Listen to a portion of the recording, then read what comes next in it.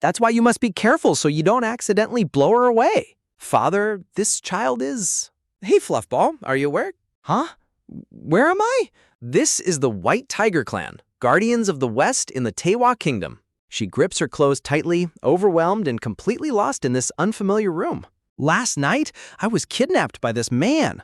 The Taehwa Kingdom, a land inhabited by shifters. A powerful tiger lets out a ferocious roar, embodying the wild and dominant nature of the shifters. The kingdom was ruled by the imperial family. The emperor sits tall on his golden throne, commanding authority over the entire realm. The Azure Dragon of the East, the White Tiger of the West, the Vermilion Bird of the South, and the Black Tortoise of the North. Inheriting the blood of the ancient divine beasts, Divine Beast of the South, the Vermilion Bird Clan. The Grand Palace of the Vermilion Bird Clan stands majestic under the clear blue sky. Oh my, the clan leader has arrived in person. They said he wouldn't let the youngest lady out of his sight. And here he is, holding her so dearly. Yes, father. Don't be nervous, you'll do great, Soya. I'm gonna do my best. Just like father. Until her first transformation. Chirp. The onlookers watch in stunned, nervous silence, completely shocked by what they are witnessing. A single bright orange feather floats down, rippling the clear water as it settles. 7 years ago, a child was born into the Vermilion Bird Clan. The sound of a newborn baby's cries fills the quiet room. The mother lies resting behind a sheer curtain, exhausted after the difficult labor. Did you see the baby? What about her? Is something wrong? Her hair is white. That can't be. Neither of her parents have white hair. Or maybe the baby was swapped? None shall question her virtue. This is because their power is inherited through their lineage, especially the direct bloodlines of the 4 guardian deities. The ancient legends speak of the powerful Vermilion Bird and the Black Tortoise, guardians of the realm, are exceptionally strong and distinct. One spouse's bloodline is sealed upon marriage. As they bind their lives in marriage, the mother's bloodline is completely sealed away. Jakayun simply assumed that one of his wife's ancestors must have had white hair. On the day of her first transformation, her Vermilion Bird lineage would surely be proven. Chirp, peep, chirp.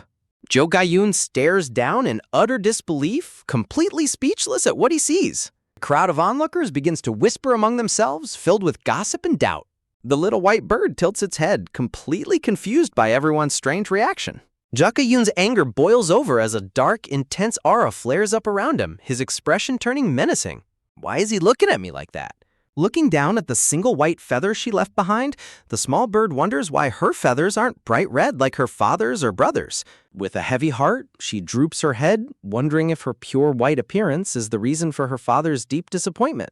Suddenly, the heavy sound of approaching footsteps startles the little white bird, making her tense up with fear. Her brother stands before her, looking down with a stern, cold, and displeased expression. In a cruel display of power, a hand charged with blue spiritual energy violently grabs the tiny bird, making her screech in agonizing pain. Under the intense pressure of the energy, the transformation is forced undone, and the young, white-haired girl falls heavily onto the floor. Standing over her menacingly, her brother clenches his fist and barks coldly, questioning who she thinks she is, calling her brother. Crouched on the ground, the young girl desperately begs for another chance, hoping that she can succeed if she tries just one more time. Her brother looks down at her with a malicious, mocking sneer on his face, showing absolutely no mercy. Tears stream down her face as she looks up in terror, completely overwhelmed by her brother's cold rejection. She is ruthlessly thrown into a dark, empty room as the heavy wooden doors slam shut on her. Locked away in the dark, she desperately clasps her hands in prayer, hoping that she can somehow succeed in her transformation. She prays fervently, believing that if she can just transform properly, her father and brother will finally smile at her again. The strain of forcing her powers causes her to violently cough up dark blood onto the cold floor. Exhausted and covered in blood, she recalls being taught that without a strong spirit core, she will never be able to use her shifter powers. Despite her failing health, she continues to kneel and pray desperately in the dim, dusty room. Later, she lies shivering in a simple wooden bed, pale and completely worn out from the strain on her body. Outside, 2 maids carrying laundry gossip about her, with one saying she would have kicked her out long ago, while the other warns her to keep it a secret. Overhearing their harsh words from her bed, the young girl is filled with a quiet, heartbreaking realization. Lying in the dark room, she realizes the painful truth that she was never her father's real daughter after all. 3 years pass, and the passage of time is shown over the sparkling clear waters of the clan's estate. Now slightly older, the white-haired girl works silently by the water, her hands worn and calloused from doing laundry. Carrying a heavy wooden tub of wash, she realizes she must head back quickly to change out of her dirty clothes. As time went on, everyone in the kingdom eventually forgot that the prestigious Vermilion Bird clan ever had a young lady. A vibrant, glowing orange feather is held high against the bright blue sky, shimmering with divine energy. A young, orange-haired girl smiles warmly while holding a bundle of cloth, ready to present herself to the clan leader. A crowd of servants gathers as the clan leader, Jiak Ayun, stands beside his elder daughter and watches the young girl approach. The clan leader carefully examines the radiant orange feather, sensing the powerful lineage within it. The young orange-haired girl looks up at him with anticipation, explaining that she only recently shifted for the very first time. The clan leader stares down at her, his expression filled with suspicion and disbelief. He questions why she is carrying a feather around instead of shifting right in front of him, leaving her stuttering and nervous. When he asks how he can possibly believe her claim, she desperately promises that she can perform the transformation right now. With a sudden burst of spiritual energy, a thick cloud of white smoke envelops the young girl as she begins to transform. As the smoke clears, the onlookers and the clan leader gasp in shock, realizing without a doubt that she is a direct descendant of the Vermilion Bird. Overjoyed and filled with emotion, the clan leader holds the exhausted young girl in his arms, crying out to his long-lost child. Clinging to him, she weakly explains that her spirit core is fragile, and the strain of shifting has taken a heavy toll on her heart. She recalls her painful past, remembering how she fell gravely sick as a child and was left neglected in a cold storage room. Tears fill her eyes as she weakly begs him not to cast her aside again. Deeply regretful, the clan leader hugs her tightly, blaming himself for not recognizing his true daughter much sooner. The majestic, multi-storied pagoda of the Vermilion Bird clan stands tall and grand, celebrating the return of the true lady. Now dressed in fine silk with braided pigtails, the newly recognized daughter looks bright and happy. She walks through the estate courtyard, happily holding hands with her father and elder sister. Spotting her brother, she calls out to him joyfully, while the white-haired girl watches them from a distance, holding a tub of laundry. Her brother turns to her with a warm, gentle smile, a stark contrast to the coldness he once showed. Her elder sister also smiles warmly, welcoming her with open arms. From the shadows, the lonely white-haired girl looks on at the happy family, feeling completely isolated and forgotten. As the happy family walks past, the white-haired girl stands startled and tense, holding her heavy wooden tub. The newly recognized daughter immediately pinches her nose in disgust, complaining that the white-haired girl smells like she never washes. Overwhelmed with shame, the white-haired girl blushes deeply and hangs her head, clutching her laundry tightly. As they walk away, the new daughter glances back over her shoulder, casting a cold, calculating look at the outcast. The young orange-haired girl points a finger directly at the white-haired girl, who is holding a heavy wooden laundry tub in shock. She boldly requests, "Keep this girl by my side. Please, let her be my personal servant." The clan leader Jiak Ayun and his older daughter look completely stunned and nervous, while the young orange-haired girl smiles brightly and expectantly. Jiak Ayun looks down at his newly returned daughter warmly, granting her request immediately.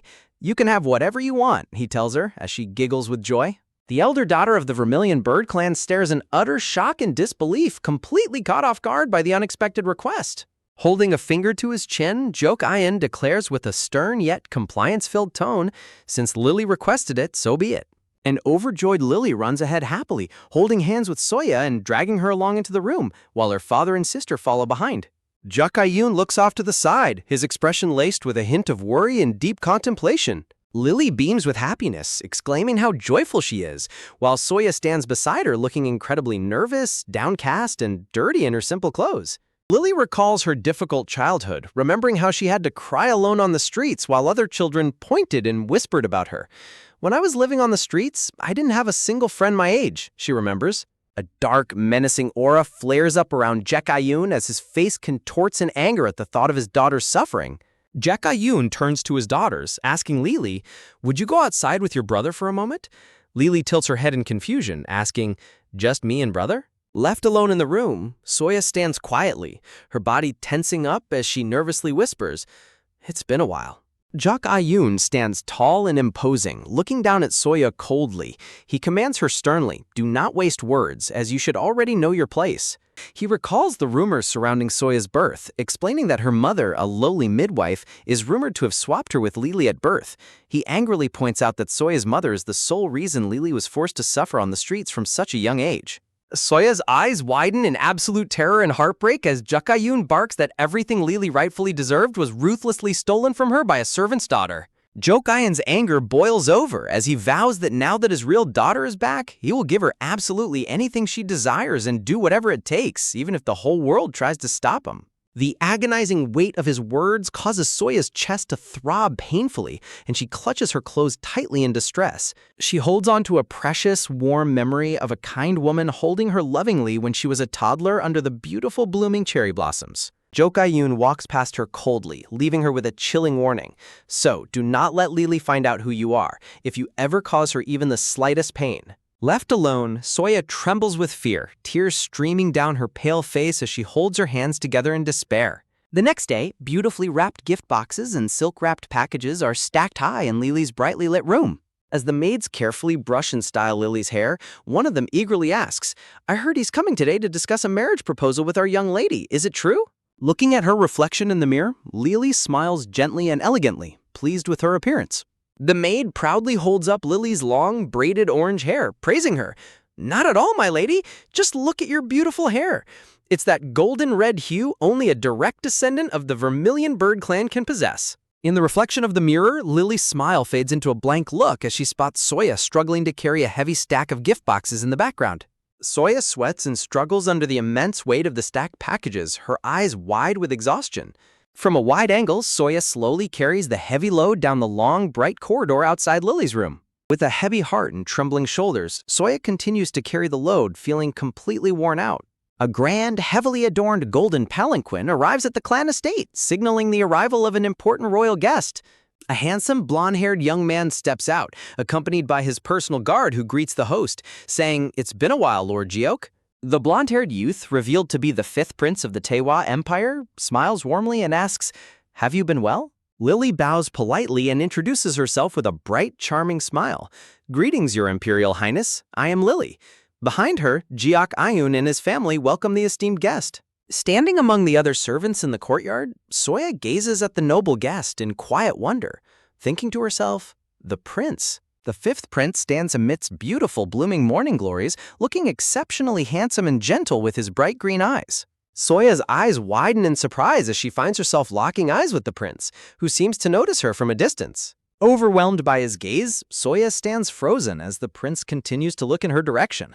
Feeling the weight of the eyes on her, Soya quickly bows her head in embarrassment, blushing deeply. A nearby male servant looks at Soya with a sneering, displeased expression, whispering, "Unbelievable. Is she trying to get on the prince's good side now?" The harsh whispers of the servants echo in Soya's mind, accusing her. First she steals Lady Lily's place, and now she's after the prince too? Overwhelmed with shame and embarrassment, Soya hangs her head low, tears welling in her eyes as she tries to hide her face. Back in her quarters, Soya desperately knocks on her locked door, begging, "Please, open the door, I'm sorry." She flinches in fear as the loud, mocking voices of the maids echo from the other side of the heavy wooden door. Standing outside her room, the maids fold their arms and mock her coldly, saying, "But now you dare try to get on the prince's good side? You should know your place." Soya slumps against the closed door, crying silently in the dark room as the cruel words sink in. As night falls, the full moon shines brightly behind a thick blanket of clouds. Soya wonders to herself, how many double hours have passed? Huddled on the cold floor of the dark storage room next to large jars, Soya's stomach growls loudly, reminding her of her hunger and isolation. Looking out with a deeply sorrowful expression, she realizes the heartbreaking truth. No one even knows I'm gone. She remembers her childhood, kneeling in the cold and coughing up blood in complete isolation. She weeps as she realizes, then and now, there's no one who would look for me. Suddenly, a soft gasp and the sharp sound of footsteps echoing in the quiet night break the silence. A frantic voice calls out desperately into the dark courtyard, "Soya, where are you?" Soya flinches in surprise, her wide eyes filled with tears as she sits huddled in the darkness. Suddenly, the heavy wooden door of the storage room begins to swing open with a sharp creak. A beam of moonlight pours into the dusty tool shed as the door is slowly opened from the outside. Soya looks up in utter shock as a figure with long, light hair stands at the threshold of the dark room. The visitor lets out a soft sigh, their breath forming a faint mist in the cold night air. Trembling with confusion, Soya stares up at the intruder, gasping in disbelief. It is the 5th prince, looking down at her with a gentle, comforting smile and warm green eyes. Leaning down close to her, the prince gazes at Soya warmly as she nervously asks, Wait, more importantly, how do you know my name? He holds up a beautiful, glowing pink norige with a green tassel, asking, do you still not remember me, even if I return this? Soya stares in complete astonishment at the familiar ornament, realizing he is holding her precious norige. A transition panel signals a shift in time to 3 years ago. In a memory from 3 years prior, a younger Soya stands before a downcast young prince sitting in a palace corridor. She recalls, when I went to the imperial palace to see my eldest brother off to war. The young, lonely prince looks down sadly, his face partially hidden by his long hair. The beautiful pink norige is shown in vivid detail, shining brightly with a warm light. The young Soya explains to him, whenever I miss her, I look at this and feel better. With a bright, sweet smile, she hands the precious keepsake to the sad prince, saying, be strong too, brother. Here, I'll lend it to you. The young prince looks up in hesitation, protesting, but this is your mother's. I can't take something so important. She simply beams with warmth, offering him comfort and hope with her bright smile. Stunned by her kindness, the young prince reluctantly accepts the gift, whispering, all right. He clutches the norige tightly in his hand, promising, I promise I'll come back to return it. Under the beautiful cherry blossoms, they lock pinky fingers as she happily agrees. It's a promise then, Brother Rim. Back in the present, the handsome prince smiles gently at her, explaining that he has finally returned to fulfill that very promise. Soya sits frozen in shock, looking at him with wide, blushing eyes as the realization sinks in. She thinks to herself in disbelief, I can't believe Brother Rim was the prince, while he warmly expresses his relief at finding her before the day ends. The prince looks at her with an exceptionally gentle and affectionate expression, surrounded by soft, glowing light. Feeling a wave of emotion, Soya clutches her chest, realizing she had completely forgotten about their childhood promise. As she looks down in distress, the prince notices her trembling and peers at her with deep concern. Overwhelmed by her current miserable reality, Soya clutches her hands together and weeps silently, tears streaming down her face. The prince gently leans in closer to comfort her as she tries to wipe away her tears. With a warm, reassuring smile, he softly requests, don't call me that, just call me what you used to.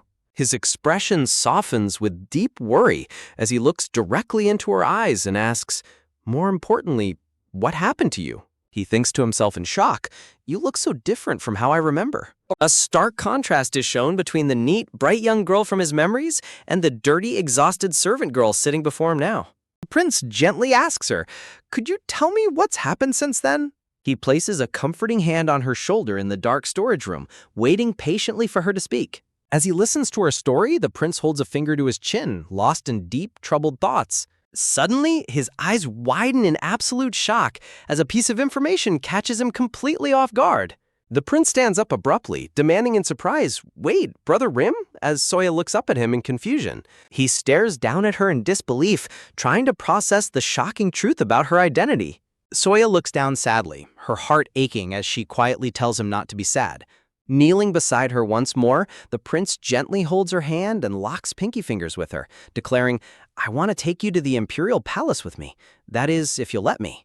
Standing outside in the dark corridor, Lily overhears their conversation through the window, her face pale with shock. Lily's face contorts with absolute rage and jealousy as she sees, what kind of scheme did that girl pull to make the prince say he's coming back for her? She recalls how she first saw Soya carrying a heavy laundry tub while her family completely ignored her. Lily's envy boils over as she thinks of Soya's pretty face and how she desperately wanted to overshadow her. She remembers how her father and brother used to secretly dote on Soya, whispering to her, and the way father and brother secretly dote on her, I loathe all of it. Standing proudly before the kneeling girl, Lily remembers her cruel motivation. That's why I made her my servant, to teach her to know her place. Back in the present, Lily grits her teeth in fury as she remembers the prince's promise. He said he'd come back for her. The prince actually promised to return. Her eyes burn with malicious determination as she resolves, I have to kick her out before he gets here. The next day, Lily snatches the pink norige away from Soya in front of the other maids, demanding mockingly, if you didn't steal it, then where did you get it? While Soya desperately reaches out to retrieve it. Soya looks completely shocked and stutteringly tries to speak, saying, that's... Lily smirks confidently as she holds the pink norige, thinking to herself, who would believe her if she said the prince gave it to her?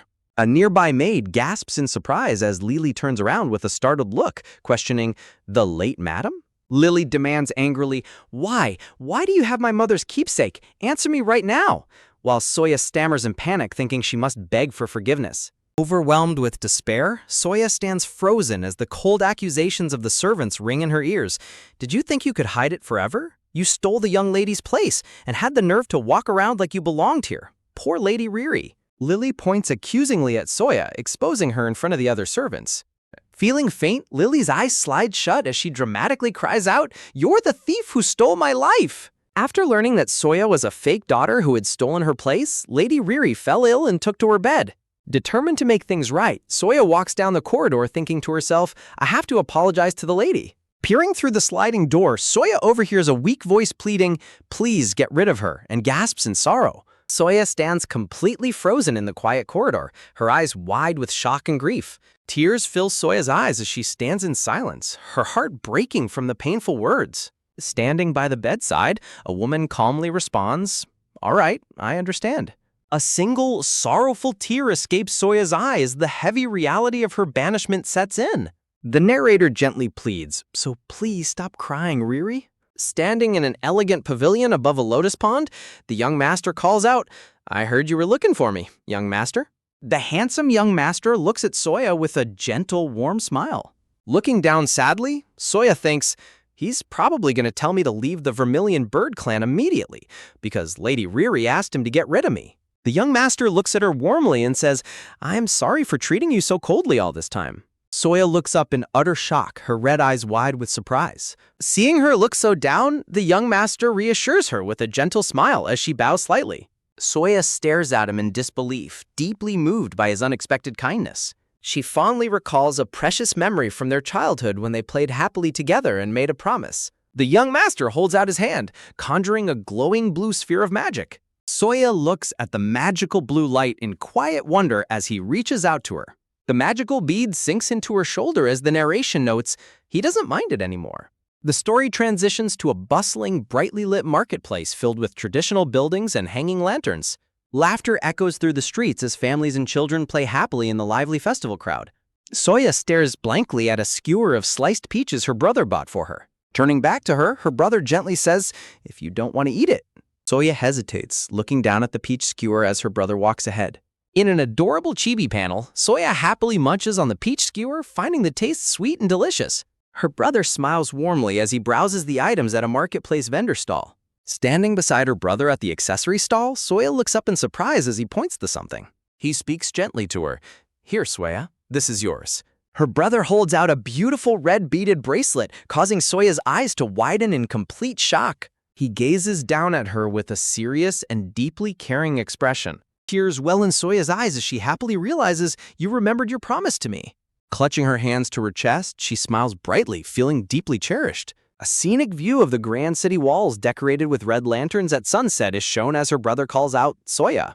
Walking a few paces behind him, Soya gazes at her brother's back with a peaceful smile. Suddenly, a sharp pain shoots through Soya's head, making her stumble as she thinks in panic, What is this?"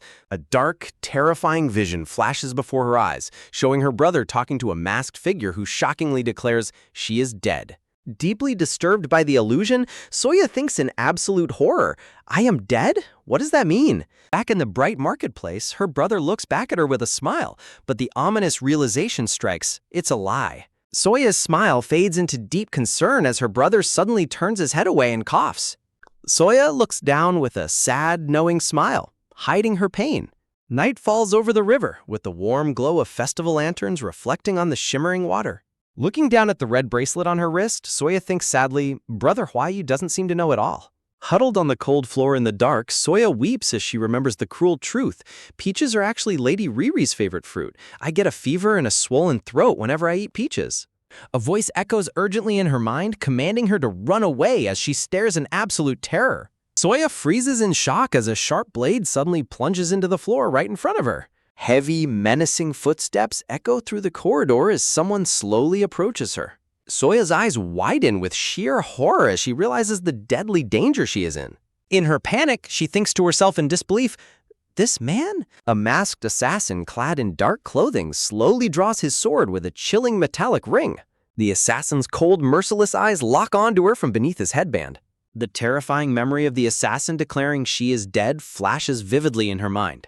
A sudden realization begins to form as she remembers the chilling words, maybe. Soya looks down in absolute dread, realizing that the horrifying vision she saw wasn't just an illusion. It might be a warning of what is destined to happen in the future. She remembers the face of Lady Riri looking away in cold indifference.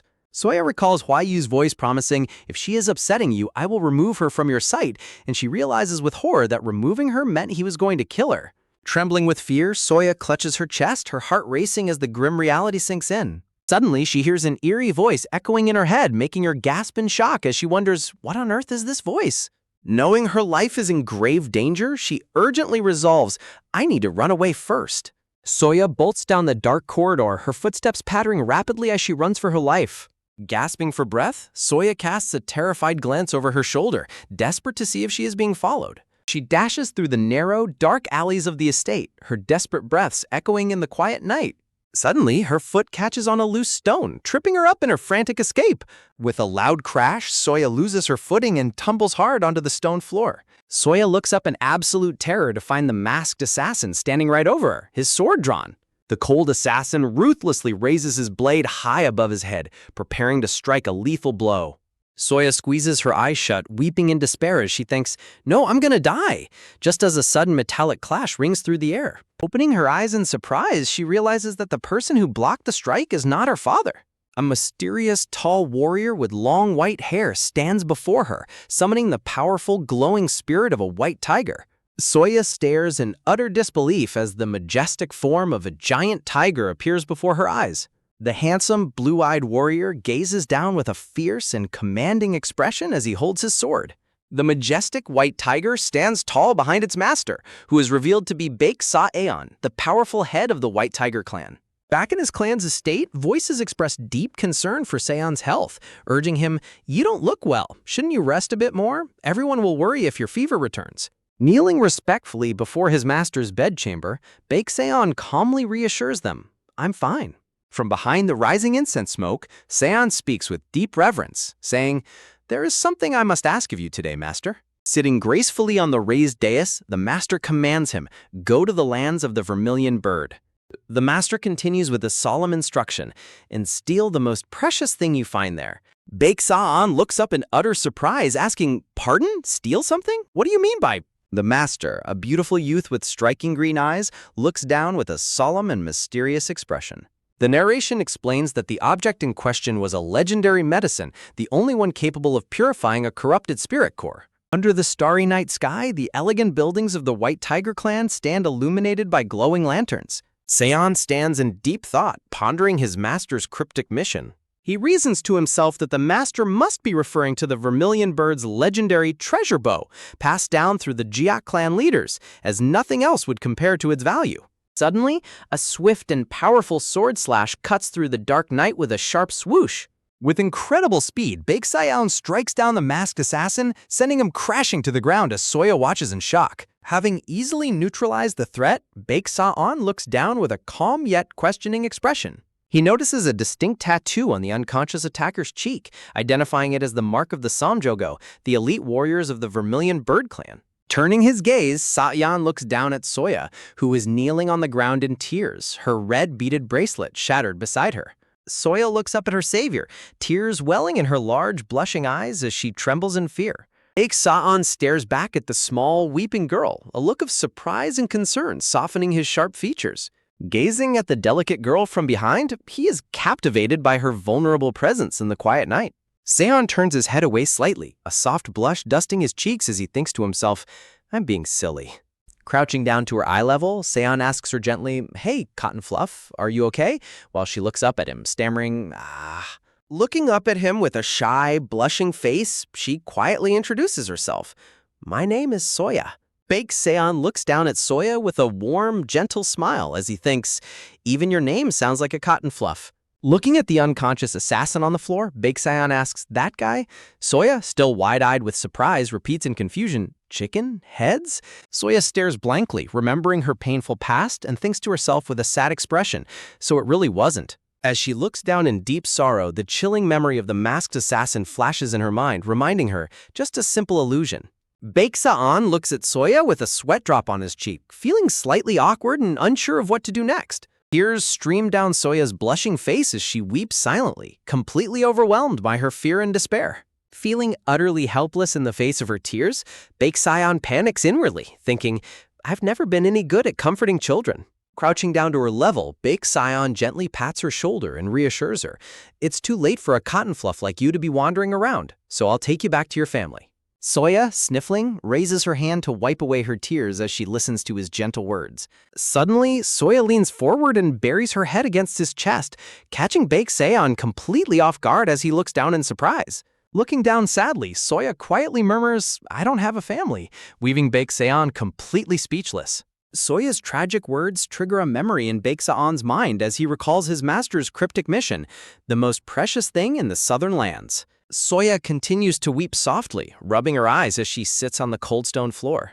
In an adorable chibi scene, Baek Sion happily lifts Soya up in his arms with a bright smile while she looks at him in complete shock. Clinging to his chest, Soya looks up in utter disbelief, her mind racing as she repeats to herself, Steal? Me? Me? Looking at her with a gentle, mesmerizing smile framed by beautiful blue flowers, Baek Sion affectionately calls her Cotton Fluff. Soya stares back at him with wide, blushing eyes, completely captivated by his breathtaking appearance and kindness. A precious memory of her brother Hwayu carrying her on his shoulders flashes through her mind as they shared happy times together.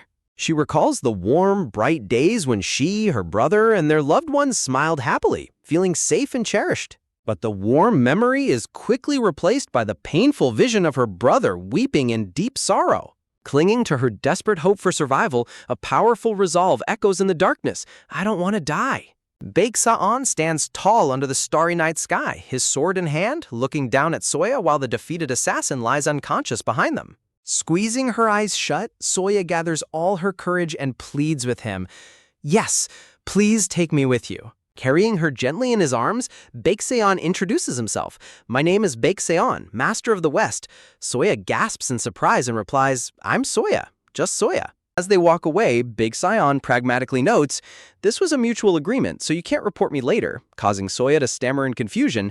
Report you? In a playful chibi scene, Baek Sion carries a giggling Soya who hides her face as he playfully remarks, and stole something?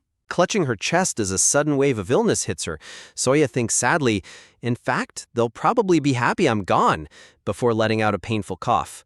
Soya suddenly collapses from her high fever, and Baek Sion quickly catches her, his expression tightening with deep concern. Baek Sion cradles her sweating, feverish cheek in his hand, looking down at the unconscious girl with immense worry as he realizes how sick she is.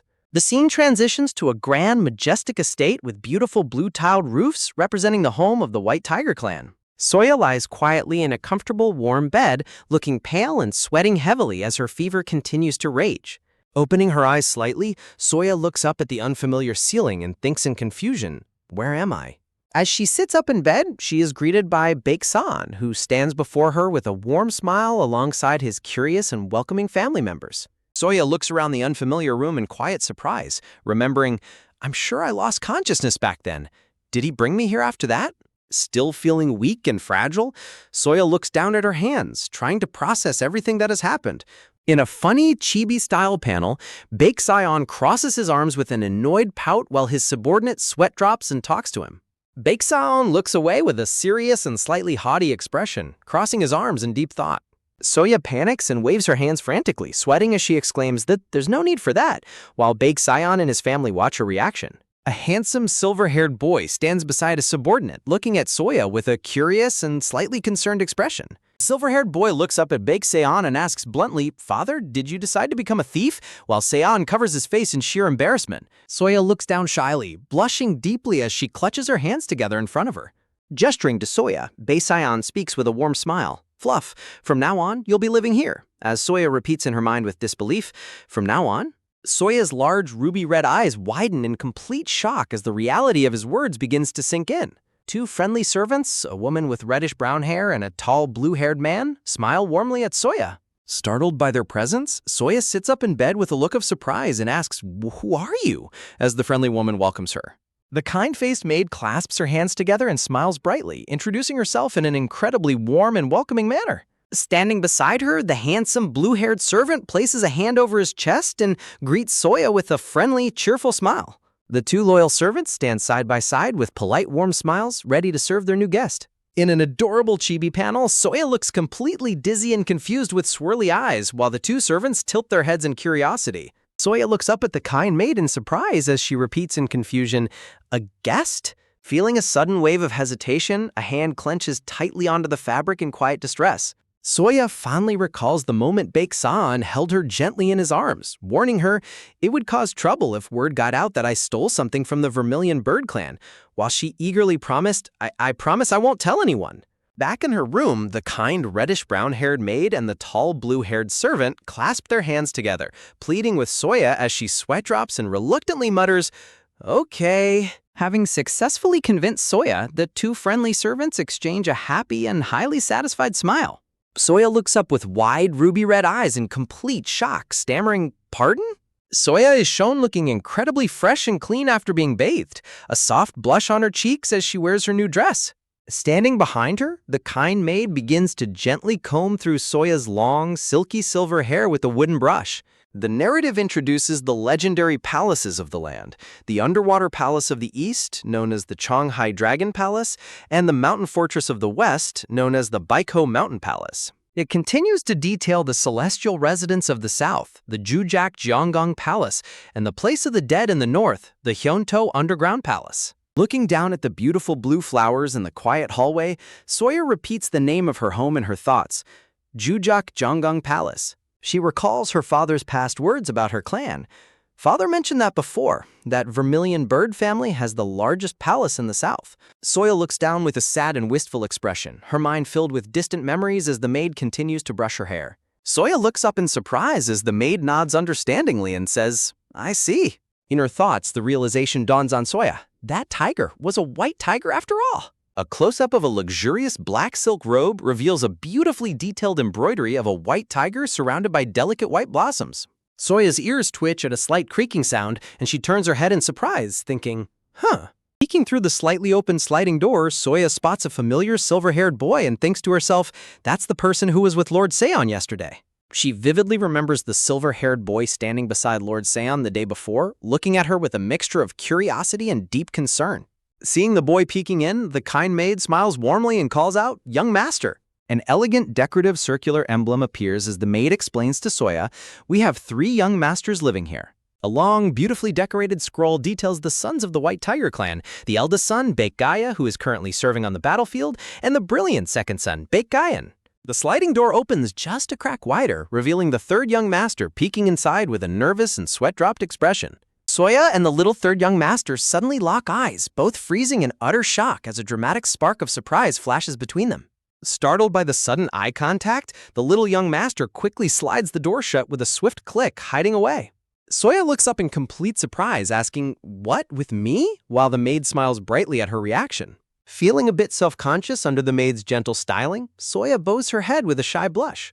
The maid lovingly tells her, "Would you think that when you're this adorable?" leaving Soya to wonder to herself in disbelief, "Me? Adorable?" Looking at her new reflection in the mirror, Soya gasps, "Wow!" in complete awe of her cute new hairstyle tied in 2 buns with blue ribbons. A detailed view of Soya's beautifully styled hair shows it adorned with delicate white flowers and soft blue leaves. Soya eagerly nods her head, blushing with absolute delight as she replies, "Yes," while the maid smiles proudly. Clenching her small fist, Soya fills herself with resolve and determination to do her best. A wide shot of the beautifully decorated dressing room shows Soya sitting politely at the vanity while the maid finishes styling her hair. Soya sits up straight in her chair, looking up at the maid who pats her shoulders with a warm, caring smile. Soya recalls the night she collapsed, thinking to herself, "After hearing those words, my fever rose again. Lord Seon carried me here himself. I'm sorry for being such a burden." A memory of Baek-seon cradling her feverish body in his arms flashes in her mind, his gentle and mesmerizing face looking down at her with immense care. Soya gazes forward with a melancholic look, thinking, "I'm glad I realized that. I almost deluded myself into thinking I could stay here forever. Still, I hope this temporary stay lasts just a little bit longer."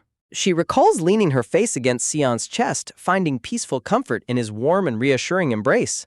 Back in the present, Soya stands in a grand, sunlit room, turning around in surprise as a handsome man with long reddish-brown hair approaches her. Smiling warmly, the friendly servant looks down at Soya and asks, "What brings you here?" Soya looks up at him politely and explains, "I came to thank Lord Seon." to which the servant replies, to thank him. The servant gestures toward the inner study and says, please wait a moment. Stepping into the elegant library, the servant bows respectfully to his master and announces, my lord, the little fluffball young lady has come to see you. She says she wishes to pay her respects. Baek Sa-on stands gracefully in his lavender robes with a welcoming smile, while his second son, Ga-yeon, stands quietly beside him with a cold, unreadable expression. Soya steps nervously into the grand room, clutching her hands together tightly as she approaches them. Looking at the second young master's cold, piercing blue eyes, Soya thinks to herself with a shudder, he doesn't seem to like me. She feels an intimidating, dark purple aura radiating from the young master, making her tremble slightly in the tense silence. Stepping forward despite her fear, Soya takes a quiet step and resolves, but still, I want to thank Lord Seon properly. Soya stands before her savior, her head slightly lowered and her cheeks flushed with a shy blush as she prepares to speak. Gathering all her courage, Soya bows deeply and with perfect respect to Baek Sa-on, who watches her with a gentle, proud smile. Baek Sa-on looks down at the polite girl with a warm, pleased expression, thinking to himself, she even knows proper etiquette. Soya looks up shyly at Baek Sa-on, her cheeks slightly flushed, and tells him softly, I'm much better now. Soya blushes deeply as a gentle hand softly pats her head, filling her with a warm and reassuring sense of comfort. Asking the young master to show Soya around, Baek Sa-on gestures to her as Ga-yeon points to himself in surprise, asking me, while Seon calls her fluffball. Soya's sweat drops as she catches the second young master's unreadable expression, thinking to herself in alarm, Lord Soyalon? But the young master looks like he doesn't like me. Soya clutches her dress nervously, feeling extremely self-conscious and tense under the young master's gaze. Breaking the silent tension, the second young master offers a warm, cheerful smile and politely extends his hand to Soya. Soya looks up in quiet surprise, her large eyes wide as she hesitantly looks at the young master's extended hand. Leading her out of the grand study, the second young master holds Soya's small hand gently as they walk together. Baek Sa-on watches them walk away side by side, a warm and proud smile on his face. Walking beside him, Soya looks up at his quiet profile and calls out softly, young master? The moment they are out of his father's sight, Ga-yeon's warm smile completely vanishes, replaced by a cold and piercing gaze. Looking back toward the study, the second young master wonders with deep skepticism, what on earth is father thinking? His thoughts grow heavy with disapproval as he thinks, to give a child of unknown origin the West End room? Soya walks quietly behind him on the elegant red carpet, sensing his cold distance but trying her best to keep pace. The legendary significance of the West End room is revealed, explaining that it is reserved for when there are no daughters born into the White Tiger clan. Beautiful blossoms surround the elegant silhouette of a noble woman, representing the destined bride of history. Ga-yeon looks down at Soya as he recalls the solemn duty of the girl in the West End room, so she can become the bride of the Yellow Dragon. Clasping Soya's small hand in his, the narration concludes, the consort to the emperor who rules the continent. Soya looks up at Ga-yeon with wide, startled eyes, her cheeks blushing as she feels the weight of his gaze. Soya looks down hesitantly, stealing a quick glance at the young master to try and read his cold expression. They step through an elegant circular stone doorway, entering a stunning courtyard blooming with vibrant blue and purple hydrangeas. Ga-yeon turns around with a bright, polite smile, though internally he grumbles with annoyance.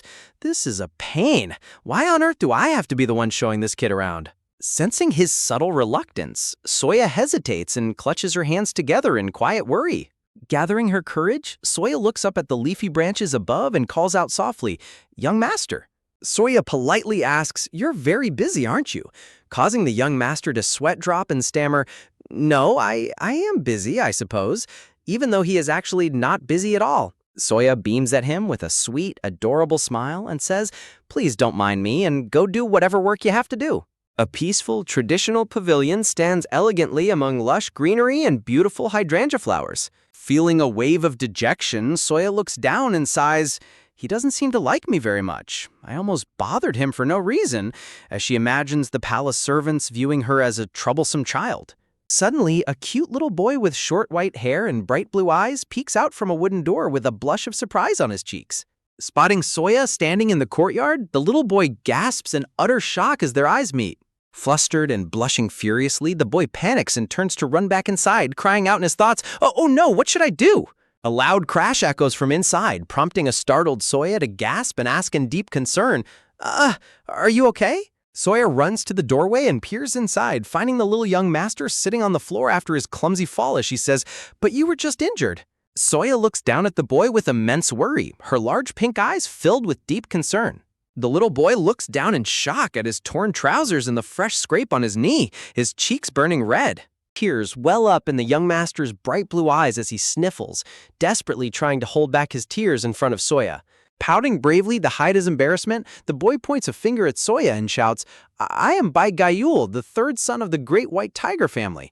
Getting upset over a scratch like this is for little fluffballs like you."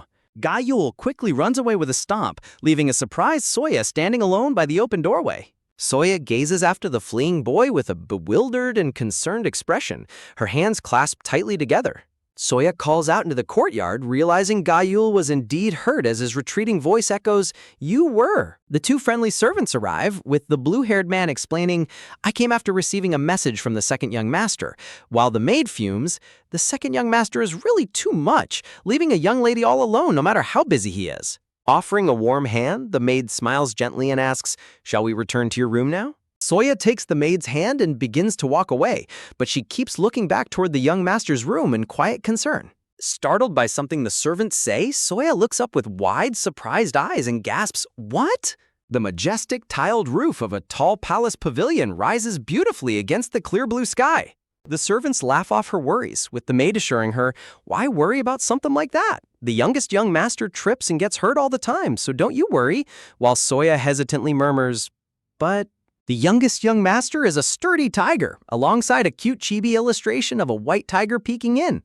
Raising her hands like claws, the playful maid mimics a roaring tiger to cheer Soya up, growling with a bright smile, "Grr!" Soya looks up at the maid's funny gesture, her expression a mix of adoration and slight bewilderment. Inside the room, the attendant Namsuri tends to Gayul's scraped knee as the young master screams, "It really hurts!" While Namsuri sighs, "If you had just waited quietly, I would have come to get you." Big Gayul looks down with a tear welling in his bright blue eyes, his face flushed with a stubborn mixture of embarrassment and childish pride. In a high-angle view of the room, Namsuri sits beside Gayul near a low table to tend to his injured knee, while a small box of snacks sits nearby on the carpet. Gayul throws his hands up in the air with wide eyes and an open mouth, trying to explain something dramatically to his attendant. Namsuri asks thoughtfully, "Didn't that young lady seem a bit fragile?" causing Gayul to hold his head in sheer frustration and yell, "Then what is she?" An illustration shows a cute spotted fawn sleeping peacefully next to a curled-up hedgehog under lush forest branches, with the text explaining she isn't prickly like a hedgehog, nor is her neck long like a deer's. Under the leafy green canopy, the young master's thoughts ponder if she isn't a wild beast from the west at all, wondering if that could be why his father brought her in. Baeksaon looks on quietly, with the narration noting that his youngest son has been following the little fluffball lady around all day. Seon laughs warmly as he holds a calligraphy brush over a scroll, noting that Gayul seems to have taken a liking to her, while his trusted aide, Juk Young, asks if he shouldn't say something. Seon turns with a proud, knowing smile, looking incredibly pleased with how things are unfolding. Standing in the sunlit study, Seon sits comfortably in his ornate chair while Jakyong stands before him, discussing the mysterious girl. Seon gives a playful, teasing look over his shoulder, prompting a flustered Jakyong to nervously stammer, "Yes." Jakyong looks at Seon with a highly suspicious expression and asks point blank if the young lady is actually his secret illegitimate child. Seon looks completely flabbergasted and sweat drops in disbelief, gasping in shock at her ridiculous theory. A flashback shows Seon carrying the sleeping Soya in his arms through the corridor while his shocked servants watch him place her in the legendary West End room. Seon laughs sweatily, dismissing the absurd accusation of Soya being his illegitimate child as a ridiculous misunderstanding. Jukyoung looks back at him with an unimpressed and deeply skeptical stare, crossing her arms. Seon thinks to himself with a sigh, realizing she must have thought he was joking when he said he simply found and stole the child on his way back. Clenching his fist, Seon contemplates his dilemma, internally screaming that he literally just found Soya by chance and brought her home. Seon's gaze turns serious and intense as he recalls the gravity of the mission he was given. A memory flashes back to a grand hall where Seon knelt before a majestic figure seated on a high throne. Voice echoes from the past, assuring Seon that he would recognize the target instantly at a single glance. The blonde-haired prince on the throne commands Seon to go to the land of the Vermilion Bird and steal their most precious treasure. Recalling the promise, Scion remembers being offered the legendary dragon blood herb, an item of myth blooming from dragon's blood in exchange for the heist. A golden silhouette of the Emperor stands proudly before a giant celestial dragon as Scion reflects on the rare nature of the divine medicine. The blonde-haired prince looks down with captivating teal eyes, giving Scion his solemn word that he would grant him the herb before the year ends. Scion gazes intently, wondering if the prince had always possessed such a resolute and intense look. Scion remembers the warm, bright image of Soya smiling happily at her desk, juxtaposed against the cold reality of the prince's terms. The prince's words linger in his mind, describing the treasure as something no one recognizes the value of, yet is the most precious thing in existence. In the flashback, Scion smiles playfully before the prince's canopy bed, teasingly asking what would happen if he decided to keep the treasure and run away with it. In a swirl of dark mist, the prince's warning echoes that the treasure is not something that can simply be owned. The prince explains that Scion only needs to show him that the treasure is safe, leaving Scion to ponder the true meaning of his dangerous bargain. Back in the present, Scion rests his chin on his hand, his sharp blue eyes filled with calculating and deep thoughts. Breaking his train of thought, Jakyong asks if he is planning to adopt the little girl, to which Scion quickly waves his hand and dismisses the idea. Scion crosses his arms, looking slightly defensive as he tries to play off his growing affection for the child.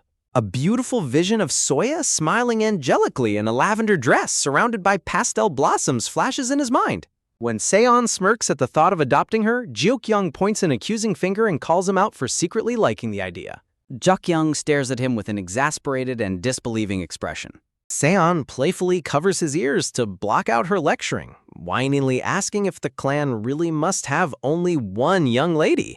Beautiful blue hydrangeas frame Jakyong's logical counterargument that adopting two girls would inevitably invite comparisons. Soya is illustrated standing alone and sad in a cold, dark shadow, while another girl is adored in a warm light, highlighting the danger of her feeling inferior.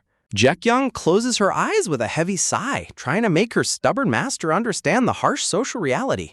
Scion glares back with a cold, dramatic pout, calling her a heartless red fox for not worrying about the delicate fluffball.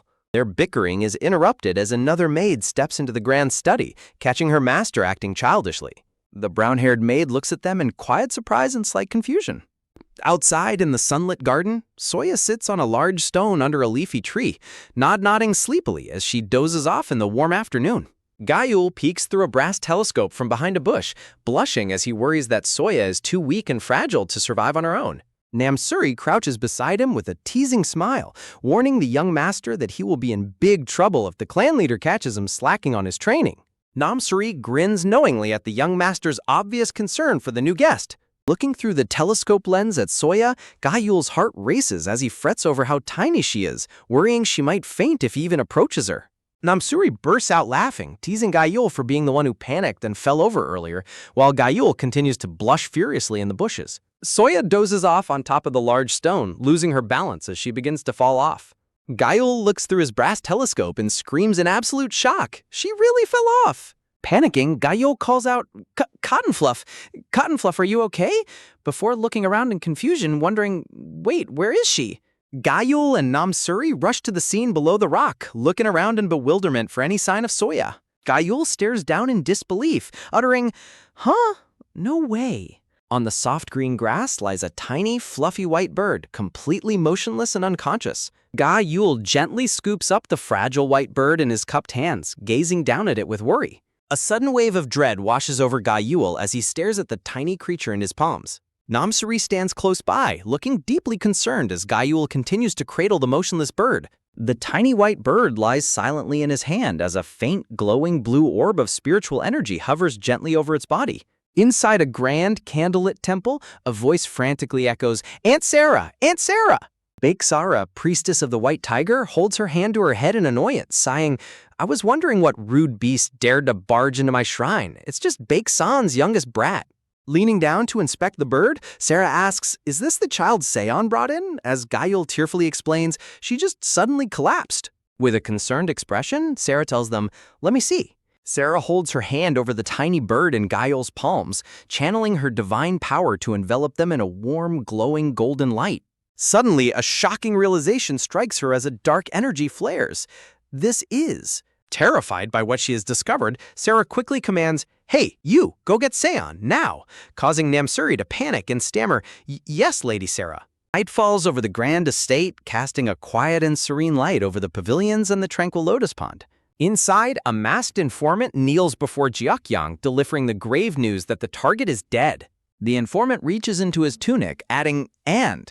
Jeokyeong holds a small glowing pouch in her hand, staring at it in utter shock as she gasps, "This is—" A memory flashes back of a woman presenting a special pouch to a young girl in front of a traditional shrine.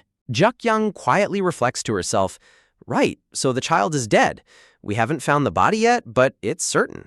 Clenching her fist tightly against her chest, she thinks, "I only wanted to remove her from Lily's sight." She vividly remembers the young girl sobbing uncontrollably while she watched on from behind in helpless concern.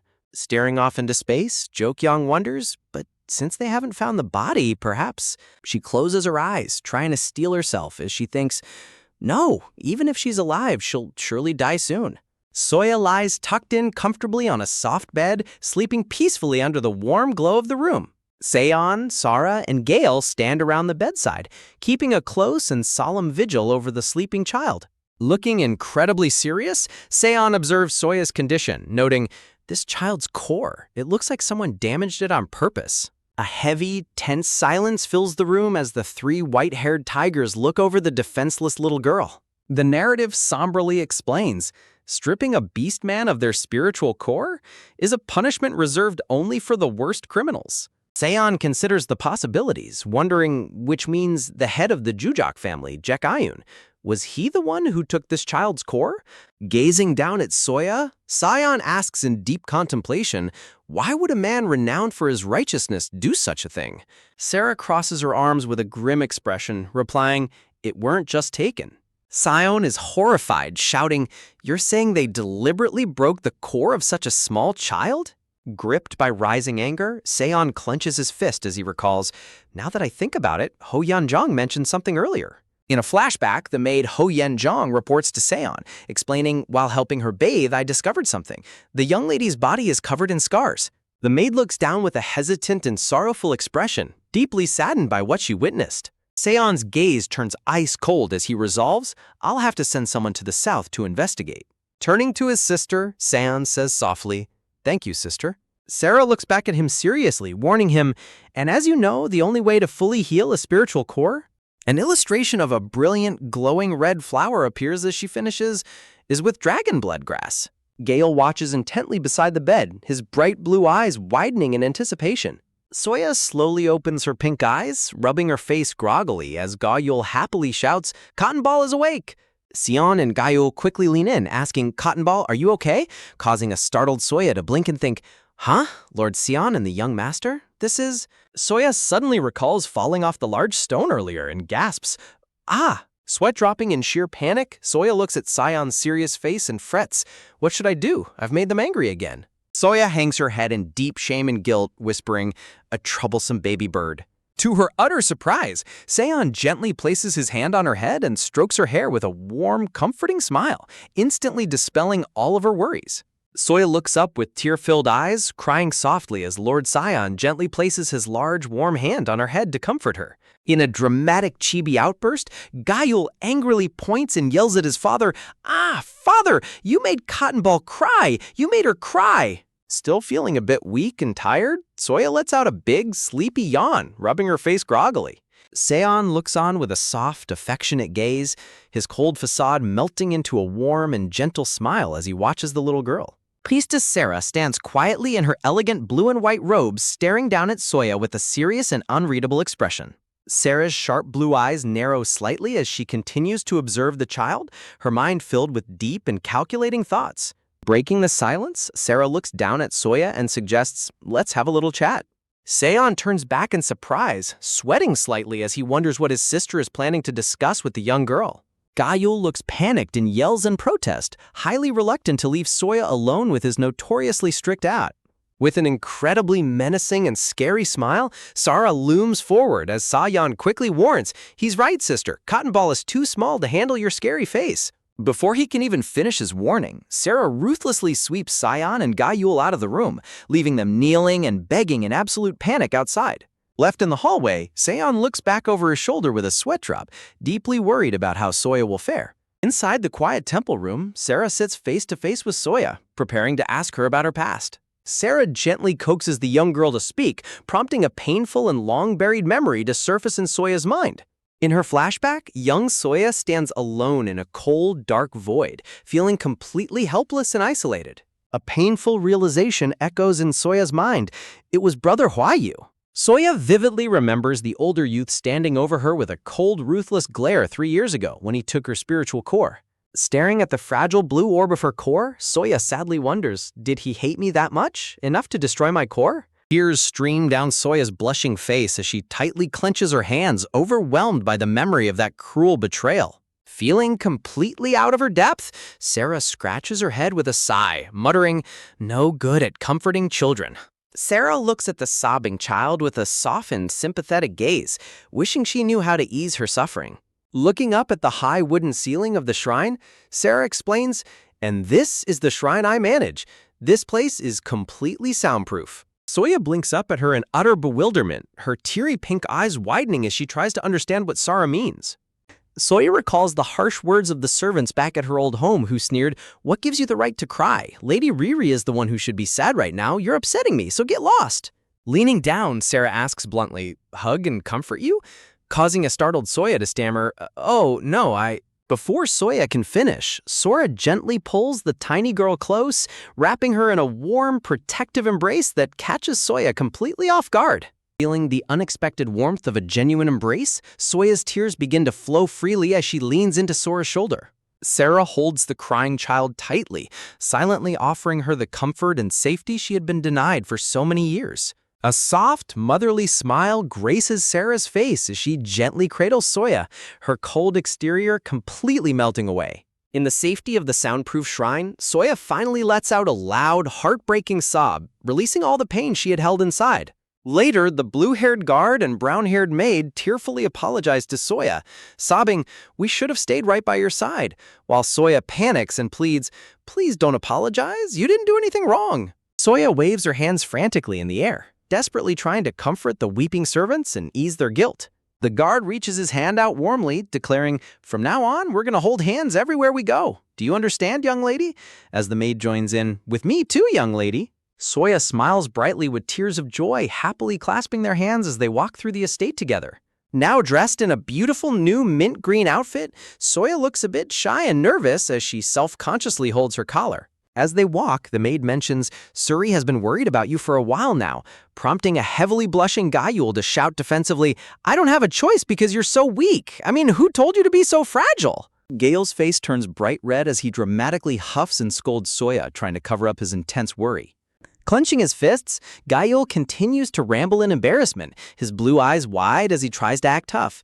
Soya looks up at him with innocent, wide eyes, asking, "Huh? But why me?" Causing Gayul to blurt out, "Because you're so cute." Realizing what he was about to say, Gayul cut himself off, his face completely flushed as he screams in utter panic. Gayul dramatically gestures and yells, "Curious ghosts might find you. I'm just worried," while the servants watch on with knowing, amused smiles. Soya turns pale and trembles in absolute terror, taking his words literally as she gasps, "Yeah, ghosts." Squeezing his eyes shut in embarrassment, Gayul's heart races as he thinks, "I almost told her it's because she's a cute little cotton fluff." The two servants smile warmly at each other, thinking, making up stories about ghosts that don't even exist, he must find Lady Cottonfluff quite adorable. Looking down at his cupped hands, Gayul blushes as he remembers how fragile and tiny Soya felt when he carried her. Soya looks up at the grand ceiling lantern, her voice filled with deep concern as she speaks. Soya's words catch Gayul completely off guard, leaving him blinking in confusion with a bright red question mark over his head. Clutching her dress with tearful eyes, Soya looks up at him with pure, heartfelt worry for his safety. Quickly trying to regain his cool, Gayul waves his hand dismissively and boasts, "I'm not afraid of some ghost." Gayul proudly asks, "Do you know what a tiger is? Have you ever seen one?"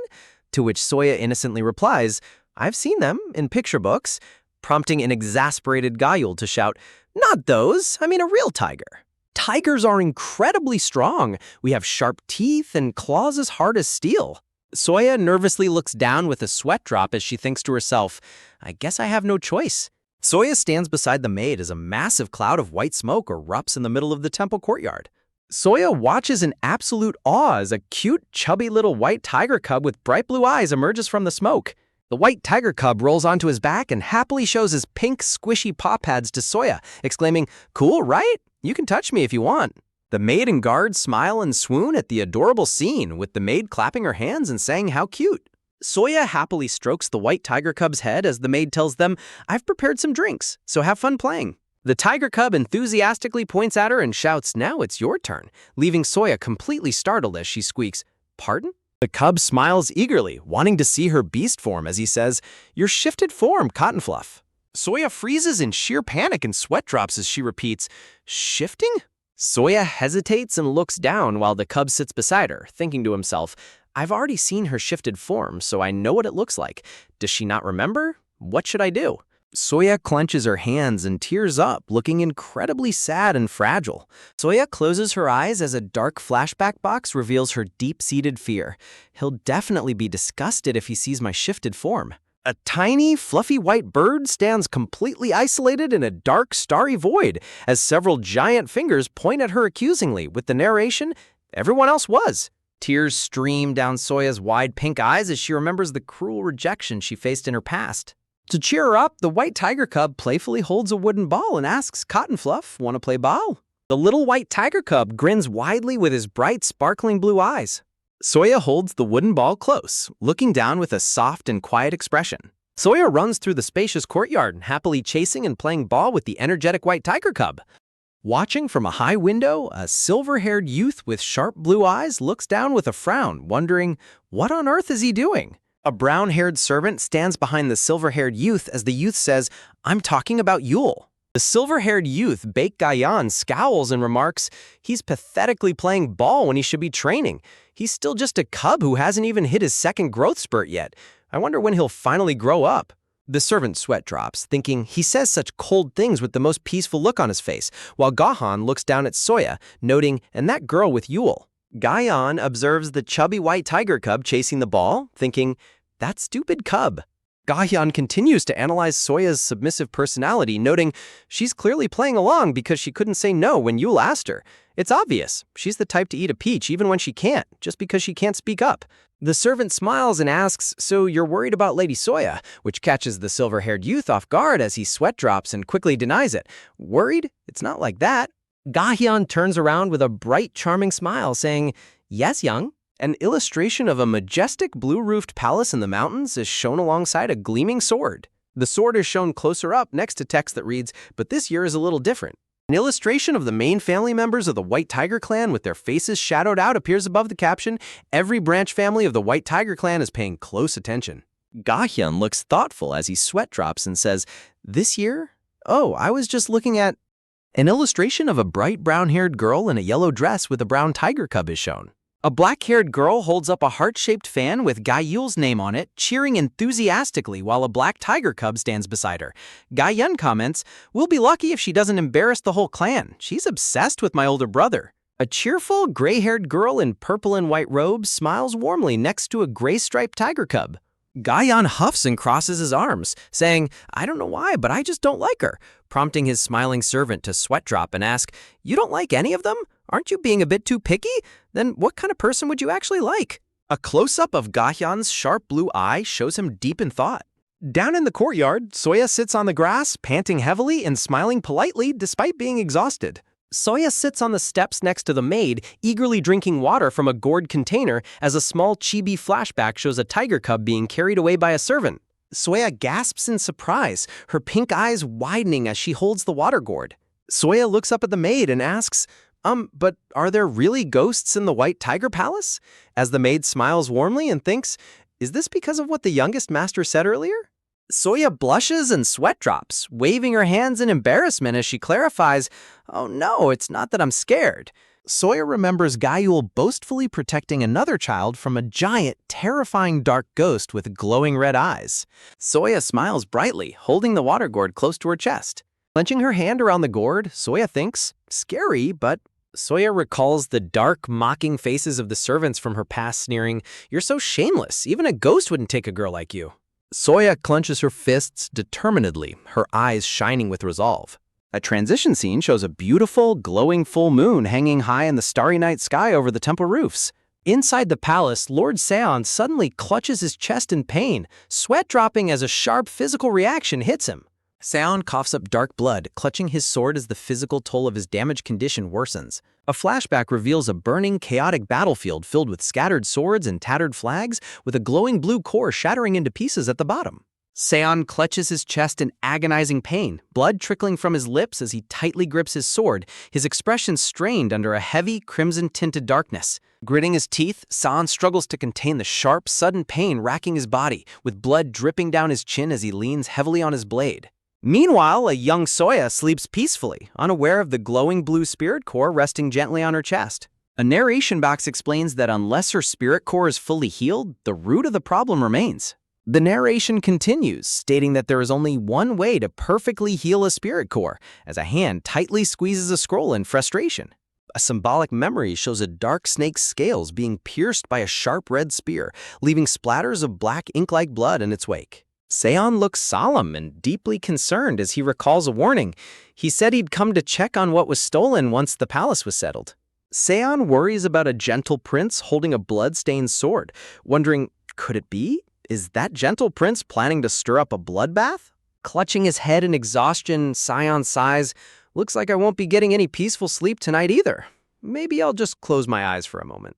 Outside, the quiet, starry night sky is visible through the open wooden windows of the palace. In the silence of the night, a pair of small, stealthy feet walks carefully and quietly across the wooden floor. Squeezing his eyes shut, Seon sits cross-armed in his chair, finally drifting off into a light slumber from sheer fatigue. Soya cautiously enters the room on her tiptoes, looking nervously at the sleeping Seon, resting at his desk covered with scrolls. In a flashback, the maid Yeonjong smiles warmly at Soya on the steps, encouraging her, "Everyone will be so happy if you say you'll protect them, young lady." Soya's pink eyes sparkle with pure joy and hope as she holds a small wooden water gourd close to her chest. However, a painful memory surfaces of a cruel servant snatching a cloth from her hands, shouting, "Huh? That's my handkerchief, give it here!" Soya remembers the cold, whispering voices of the palace servants saying, how disgusting. What are those ghosts even doing? They should take away this nasty girl who made Lady Riri suffer. Standing alone in her old, dirty clothes, a young and battered Soya looks down with a deeply saddened, tearful expression. Soya remembers the harsh words of her past. They used to say ghosts would be creeped out by things I touched, and they even burned my things. A flame burns in her memory. Determined to use this to her advantage, Soya clenches her fists and thinks, if I put my things near them, the ghosts won't be able to hurt Seon-nim or the young masters. Soya looks down at her empty hands, realizing in disappointment, but I don't have anything with me. Soya remembers her losses. I lost the pouch I took to the festival. She sadly thinks of her other lost item, and the bracelet Hwayu Orabeone gave me broke. Standing in her beautiful new green attire, Soya looks down at her empty hands in quiet disappointment. A peaceful view of the magnificent blue-roofed palace buildings nestled among lush green trees under a bright blue sky. Soya walks through a gorgeous garden filled with blooming blue and purple hydrangeas, looking around in wonder. Standing at a wooden table, Soya proudly holds up some smooth, clean pebbles and smiles. These stones look pretty good once they're cleaned up. Soya folds her hands around the clean stone, closing her eyes in a silent, heartfelt prayer. Back in the present, Soya peeks through the sliding door into the dark hallway, thinking, it's a little scary. Soya is pleasantly surprised when the maid Yeonjong opens the sliding doors, greeting her with a warm smile. "Oh, Yeonjong!" Soya blushes slightly and looks up, relieved to see a friendly face in the dark. Soya holds a wooden lantern as she asks, "It's so dark out. Is he still in his office?" Yeonjong holds the bright lantern and leads Soya by the hand through the dimly lit corridors. Holding Yeonjong's hand, Soya smiles brightly as she imagines San's surprised and touched reaction to her stone gift, blushing as he thinks, "Little Fluff made this for me?" They run into a male servant, Jiakyang, who asks them, "What brings you here at this hour?" Soya looks up in surprise at Jiakyang, holding onto Yeonjong's hand tightly. Jiakyang holds up one of the small stones Soya prepared, noticing it falling from her pouch. In a lighthearted flashback, Jiakyang whines, "I wish someone would make a cool charm for me. I'm super scared of ghosts too," prompting Yeonjong to reply, then I'll make one for you too, Jiakyang." Jiakyang dramatically acts scared and cries out as Soya and Yeonjong watch him with sweat drops and amusement. Jaekyong leans in and smiles warmly, gesturing to the small stone in his hand. Soya looks up at him with wide, sparkling eyes, touched by his kind and playful nature. And Arrow reveals that Yeonjong and Jaekyong are siblings, as Yeonjong yells defensively, "You're giving one to that sly old fox before me?"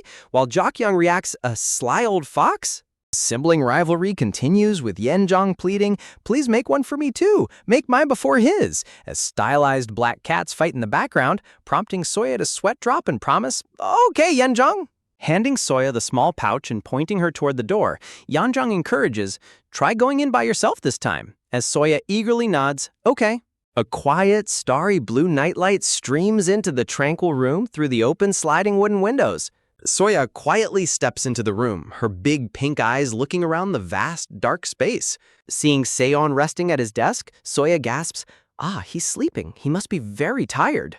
Soya tiptoes forward on the wooden floor, whispering to herself, "I shouldn't wake him up." Suddenly, Seon groans in pain, "Ugh," which startles Soya and causes her to stumble and gasp, "Ouch!" With a loud crash, Soya trips and falls flat onto her face, crying out, "Ouch!" as she drops to the floor. Soya kneels on the patterned blue floor of Lord Seon's office, clutching her small stone pouch close to her chest as she looks at the sleeping lord and gasps in surprise. "Huh?" Close-up of Soya's tear-filled pink eyes widening in pure shock and fear as she worries, "Oh no." Lord Seon grimaces and groans in deep pain in his sleep, prompting Soya to panic and think, "I was too late, the ghost's already got him." Soya squeezes her eyes shut and presses her hands together in desperate prayer, crying out, "Mr. Ghost, stop bothering Seon." In a close-up of Soya's tightly clasped hands, a mysterious glowing pink aura begins to burst from the pouch she holds. Soya is startled as she feels a sudden warm energy emanating from her hands, questioning in astonishment, "Wait?" A bright pink flash of light suddenly bursts from Soya's clasped hands, illuminating the room as her pink eyes widen in wonder. Looking down at the brilliant pink light glowing between her palms, Soya wonders in surprise, "Huh?" A transition scene shows the bright pink light reflecting inside the dark palace corridors before quickly fading back into the quiet, starry blue night. Soya wonders, "What was that just now? Did I see that wrong?" The simple cloth pouch containing Soya's cleaned pebbles sits on the desk, sparkling with a warm, magical light. Soya peeks out from behind the decorative wooden desk divider, looking relieved and surprised with sweat drops. Soya looks over to see Lord Seon resting with a serene, peaceful smile on his face, surrounded by a calm, sparkling green atmosphere. Walking back through the dark corridors, the maid Yeonjong smiles warmly while holding Soya's hand, thinking, seeing how fast she's talking, she must be very happy. That's a relief. Yeonjong suddenly looks concerned, noticing Soya's hand and exclaiming, "Oh my, did you fall down, young lady?" Yeonjong gently takes Soya's small hand, revealing a bleeding scrape on her palm, and gasps, "Your hand is bleeding." Soya remembers her earlier fall in a brief flashback, looking down sheepishly as she explains, "I fell earlier, I must have hurt it then." Yeonjong looks at Soya with deep concern and says, "This won't do. Let's get back to your room and apply some medicine." Soya obediently nods and replies, "Okay." The next morning, a well-rested Lord Seon stretches his arms high in the air with a bright, cheerful yawn at his desk. Rubbing his shoulder contentedly, Lord Seon reflects on how well he slept, noting that yesterday was a full moon. The male servant, Jeok-young, stands before Seon's desk with a lighthearted smile, teasing, "Asleep in your office again?" Seon chuckles and replies, "Well, yes." Pointing to the sparkling stone pouch left on his desk, Seon wonders in disbelief. "A ghost? Was there a ghost in the White Tiger Palace I didn't know about?" Jeok-young replies, "Well, what happened was..." Jeok-young serves tea to Lord Seon, explaining the sweet story of Soya bringing the pebbles to protect him from ghosts. Jeok-young laughs heartily, exclaiming, "Yul really is a terrible liar," as Seon listens with a warm expression. Seon holds up one of the small, smooth pebbles, looking at it with a soft smile and thinking, "Since I didn't have a single nightmare, maybe it really does work. She'd try to protect me with that tiny body of hers." A warm memory shows a glimpse of young Soya standing in a beautiful floral patterned dress. Looking tenderly at the pebble in his hand under a soft floral background, Seon thinks with a fond smile, how precious. Seon imagines a magnificent, ornate sword, thinking, "I received a sword from His Majesty last winter? I don't really need it, so if I give her that," only for Yeonjong to sweat drop and protest, "Oh goodness, my lord, only the young tiger masters would like something like that. You clearly don't know any better since you don't have a daughter." Yeonjong holds her hands out, suggesting pretty, feminine gifts like a comb or a handheld fan, adding, "and charming." Seon listens with an unimpressed look. Yeonjong yells passionately with a flaming background, but that's a real sword, while Seon covers his ears in distress, groaning, "Urgh." Suddenly, Seon stops and looks shocked as he remembers Soya's scraped hand, thinking in deep concern, little Fluff getting hurt? That can never happen. Back in Soya's room, a bowl of dark, steaming herbal medicine is prepared on a decorative floral tray. Soya holds the large white ceramic bowl with a serious and determined expression on her face. With a gulp, Soya bravely drinks down the bitter herbal medicine without hesitation. Yeonjong watches Soya drink, thinking to herself with a warm smile, it's a bitter herbal decoction, yet she doesn't complain at all. If it were the youngest master, he'd be busy running away to avoid drinking it. She's so well behaved. As Soya finishes the last drop, Yeonjong cheers happily. You're doing so well, my lady. Yeonjong presents a tray with a sweet treat and asks Soya with a smile, we have a palate cleanser. Soya looks up in pleasant surprise and replies, yes. Yeonjong feeds Soya a small golden sweet, and Soya opens her mouth happily with a soft, ah. Soya's pink eyes sparkle with pure delight as the sweetness of the palate cleanser washes away the bitter taste. Soya leans her head affectionately against Yeonjong, looking sleepy and content as Yeonjong gently cradles her. Suddenly, a polite knocking sound comes from the sliding wood and paper doors. Soya sits up on her bed, looking curious and surprised at the interruption. Jukyoung enters the room with a bright, cheerful smile, carrying a large and sturdy wooden chest. Soya peeks over her bed sheets, her big pink eyes looking at the mysterious locked box with curiosity. Opening the box, Soya gasps in sheer delight and excitement, exclaiming, wow, it's a tiger, as a cute, fluffy white tiger cub plushie sits inside. Jukyoung smiles and explains, thanks to your talisman chasing away the ghosts. Yeonjong gently encourages her to hold the plushie, saying, ahead and give it a hug, prompting Soya to blush and ask shyly, may I really? While Jukyoung replies warmly, of course, go on, give it a squeeze. Soya tightly hugs the soft white tiger plushie close to her chest, closing her eyes in pure, overwhelming happiness. Holding the fluffy toy tightly against her cheek, tears of joy well up in Soya's eyes as she thinks, it's so soft. Yeonjong and Jukyoung watch Soya with warm smiles, while Jukyoung playfully says no as they discuss the plushie's charm. Clutching the plushie protectively, Soya looks up with wide, sparkling eyes and speaks with pure gratitude.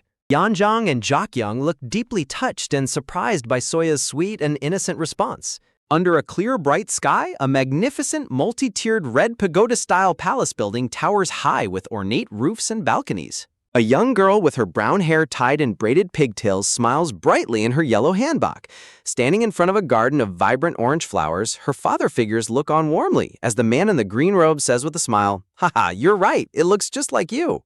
In a quiet moment of reflection, the young woman thinks back to Riri, murmuring to herself, I was worried Riri's feelings were hurt by that incident, but I'm glad that she cheered up so quickly. As the man in green robes walks along the palace grounds with slow, steady footsteps, the young girl follows closely behind him. Standing before the man with a serious expression on her face, the orange-haired young woman speaks up. I have something to tell you. The man at the desk looks up in utter shock, stammering, what? Below, under the cover of a starry night lit by golden lanterns, a voice narrates, I only intended to send her far away from the Vermilion Bird Palace. Upon the stone floor of the corridor, blood splatters and scattered colorful beads are left behind. The dark narration continues, when the three-legged crow arrived as ordered, the child was already gone, leaving only blood behind. The orange-haired young woman stands in the dim light, looking down with a sorrowful and anxious expression. A hand slowly places a brown cloth pouch onto the wooden desk with a gentle clink. The young woman looks down with a trembling gaze, remembering the fateful morning she gave Soya the pouch.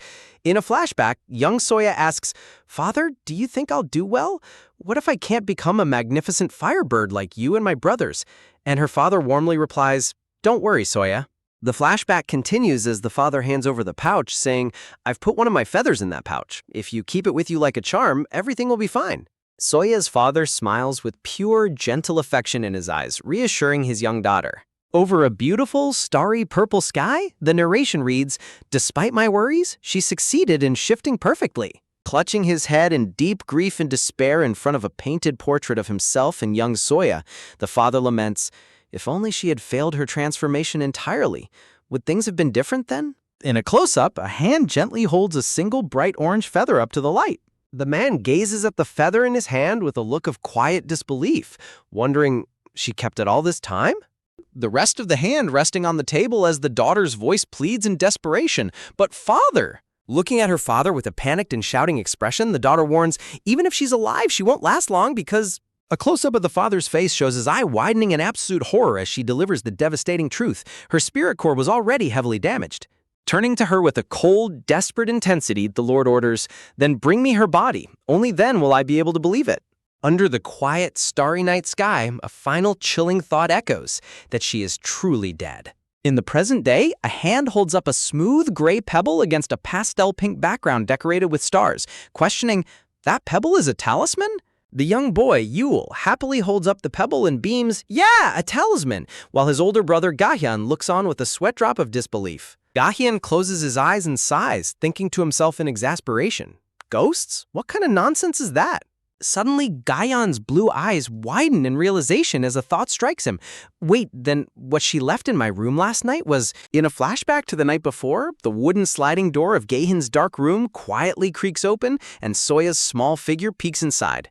As Gahyun lies asleep under his blanket, Soya quietly tiptoes across the room to leave her special gift. After Soya quietly leaves and shuts the door, Gahyun snaps his eyes wide open, staring at the ceiling as he wonders, but what was she doing sneaking into someone's room in the dead of night? Under the dim moonlight, young Gahyun sits up and inspects the small gray pebble Soya left behind. Looking at the pebble with an annoyed and creeped out expression, Gahyun grumbles, "What kind of creepy prank is this?" and tosses it away. The small gray pebble lands inside a nearby wooden trash bin, resting on top of crumpled pieces of paper. Back in the present, a voice speaks behind a lush green branch. "You haven't seen Cotton Puff shift yet, have you, brother?" To which Yul happily replies, "Well, I have. She was so tiny and cute." As Gahyun walks quietly with a book tucked under his arm, Yul follows him while stretching his arms behind his head with a bright smile. Yul continues to chatter excitedly, asking, "Is she so afraid of shifting? She was so adorable," while Gahyun walks on in silent annoyance. Sweating and making a comically shocked face, Yul gasps, "Maybe it's because she's so cute, that she's afraid of being kidnapped. What should we do, brother?" Distracted by his own wild imagination, Yul suddenly bumps hard into Gahyun's back with a loud bump. Yul clutches his nose in pain, squealing and blushing from the sudden impact. Yul looks up in shock to see a stern-looking master holding a wooden training staff, stammering, "What? Master? When did we get to the training ground?" The martial arts master smiles with a terrifying, dark aura and says, "You ran away yesterday while I was gone for a moment," prompting a panicked Yul to cry out, "Yikes, I have to run!" Before Yul can escape, Gahyun grabs him and calmly hands him over to the master, saying, "Here, take him," as the master chuckles, "Ho ho, thank you, young Master Gahyun." The master cheerfully drags a crying and kicking Yul away by his collar, while Yul screams in betrayal, "You're not my brother anymore!" And the master says, "Now, let's have a fun training session." Gahyun stands alone, looking completely unfazed and cool as he watches his brother get dragged away to train. Green leaves frame a beautiful, traditional, tiled-roof palace building under a clear blue sky. Crouched in the garden with dirt all over her face and clothes, Soya determinedly wipes her forehead, thinking, "I have to find a pretty stone." Soya remembers her conversation with Yenjong and Jekyong, who reacted in shock. "You're making talismans for everyone in the White Tiger Palace?" Jekyong smiles warmly and suggests, "Then, young lady, shall we play a game to find the prettiest stones? The winner gets to keep all the stones found by the other two." To which Soya eagerly gasps, A game!" Back in the garden, Soya crouches by a patch of beautiful purple and blue hydrangeas, searching the dirt as someone approaches her from behind. Soya suddenly freezes and looks up with a dirty face and wide eyes, lock-eyed with young Gahyun, who stares down at her. Recognizing him, Soya quickly stands up and bows politely, greeting him, "Hello, young master." Against a backdrop of soft orange flowers, Gahyun responds warmly to her. "Hello, Soya. I see you were playing in the garden." Gahyun smiles warmly and gently amidst blooming orange-pink flowers in the garden. Hoping her gift worked, Soya thinks to herself, "I wonder if the young master felt the talisman's effect like Lord Seon did," before speaking up shyly. Young master, about last night?" But Gahyun interrupts her, saying, "By the way, Soya." Looking down at Soya with a cold expression, Gahyun tells her bluntly, "Pranks like that are rather troublesome." Soya feels a sting of disappointment, thinking, "I guess that's how it looks to a noble young master," as Gahyun gazes back at her with a calm, aloof smile. Letting out a soft sigh, Gahyun tightly clutches his book and prepares to walk away, leaving Soya behind. Soya clasps her dirty hands together and looks down in deep sorrow, her heart sinking from his harsh rejection. Gahyun walks past Soya without another word, while Soya stands in the garden looking terribly disheartened. Scratching her cheek with her dirty hand, Soya remains determined, thinking, I should make a better talisman for him. Soya feels conflicted, wondering, but that was a gift from Lord Seon. Giving it to the young master might be disrespectful toward Lord Seon. What should I do? Soya suddenly freezes and looks up in surprise as a loud sound echoes nearby. In the quiet courtyard, Soya stands alone before the grand tiled entrance gate of the palace. Soya gasps in surprise, wondering, a guest? As several servants carry a grand, dark wooden palanquin into the courtyard. Standing with a dirty face and soiled clothes, Soya watches the arriving carriage with wide, curious eyes. In a cozy, brightly lit room, the group gathers around a large table as the narrator explains, Gayul joins them after finishing his training. Gayul eagerly runs to Soya, exclaiming, Cotton Puff, what are you doing here? Finding pretty stones? I want to play too. Sitting in her chair, Soya looks up in pleasant surprise and asks shyly, Really? Gayul beams with absolute joy, thrilled to be part of Soya's stone-finding game. Soya looks on with wide, sparkling eyes and a soft blush, touched by how welcoming everyone is. Pointing to the materials on the table, Soya curiously asks, Yanjong? What are those? Pointing to the paintbrushes and cups, Yanjong suggests with a bright smile, why don't we paint the stones with these and fire them? They'd make wonderful gifts. Soya claps her hands together in pure, sparkling excitement, thrilled by the wonderful idea. As Soya and Gayul sit at the table painting, Yanjong walks in carrying a tray of treats. Soya looks up and asks, the Mountain Lord Festival? Soya imagines a group of adorable, chubby tiger cubs running playfully through a grassy field under a bright sunny sky. Holding a thin paintbrush in one hand and a small pebble in the other, Soya carefully begins to paint her talisman. With utmost concentration, Soya carefully paints the stone while Yanjong watches over her with a warm and affectionate smile. In a private study, Lord Seon looks thoughtful and remarks, however, no one there knows the name Soya. Seon discusses Soya's identity with Jokyung, pondering, even for the Suzuku clan, is it possible to hide a child so completely that no one knows of her? There are only two possibilities. Either the young lady is deceiving us, or she's a child of the clan who has never stepped foot outside the Suzuku estate. San narrows his eyes in deep thought, murmuring to himself, a child of the clan. Looking highly skeptical, Seon recalls, come to think of it, didn't Jokyung have a young daughter? Standing together by a large open window, Seon reiterates his thoughts. Didn't Jokyung have a young daughter? Jokyung looks back in shock and asks, you aren't suggesting Lady Fluffball is the daughter of the Vermilion Bird family, are you? To which Seon replies calmly, why not? They're about the same age. Reflecting on the Vermilion Bird family, Seon points out she has already been entered into the family registry. Her name is said to be Lily. Looking down at the floral imagery, Seon contemplates, I suppose there's no reason for the Vermilion Bird's daughter to be hunted by the three-legged crow. Seon imagines the young girl shivering in absolute terror as a masked, sword-wielding assassin looms menacingly over her. Saon continues to analyze, wondering if she was at the Vermilion Bird estate, perhaps she'd be just a page serving the young lady? Turning away thoughtfully, Seon notes, it's not entirely impossible. The only thing certain right now is Seon breaks the serious mood by calling out, hey, Jokyung, prompting a sweat-dropping Jokyung to ask, why are you calling me in such an ominous tone again? Lord Seon looks down at a beautifully written letter from Soya that reads, Dear Seon, thank you for the doll. It's so pretty. It's warm when I hug it, and it makes me feel sleepy. I think it's because it's a gift from you. The talisman I gave you was just my selfish wish to protect you, but you accepted it and even gave me such a lovely doll. I've been smiling all day. Thank you so much, Seon. I'll pray for your happiness every day. Sincerely, Soya. Reading her heartfelt letter, Lord Seon clenches his jaw with a frustrated tisk, trying to hide his flustered feelings. Jokyung places several rolled-up scrolls onto the table, while Lord Seong stands nearby looking slightly embarrassed and distracted. Jokyung points out accusingly, you haven't even touched them because you're so distracted by Lady Fluffball, have you? And a flustered Seon covers his mouth, stammering, I was just about to look at them. Jokyung spreads his hands and urges, you must decide what to do with Lady Fluffball, as Saeon stands in deep thought, interrupted by a servant calling out, my lord.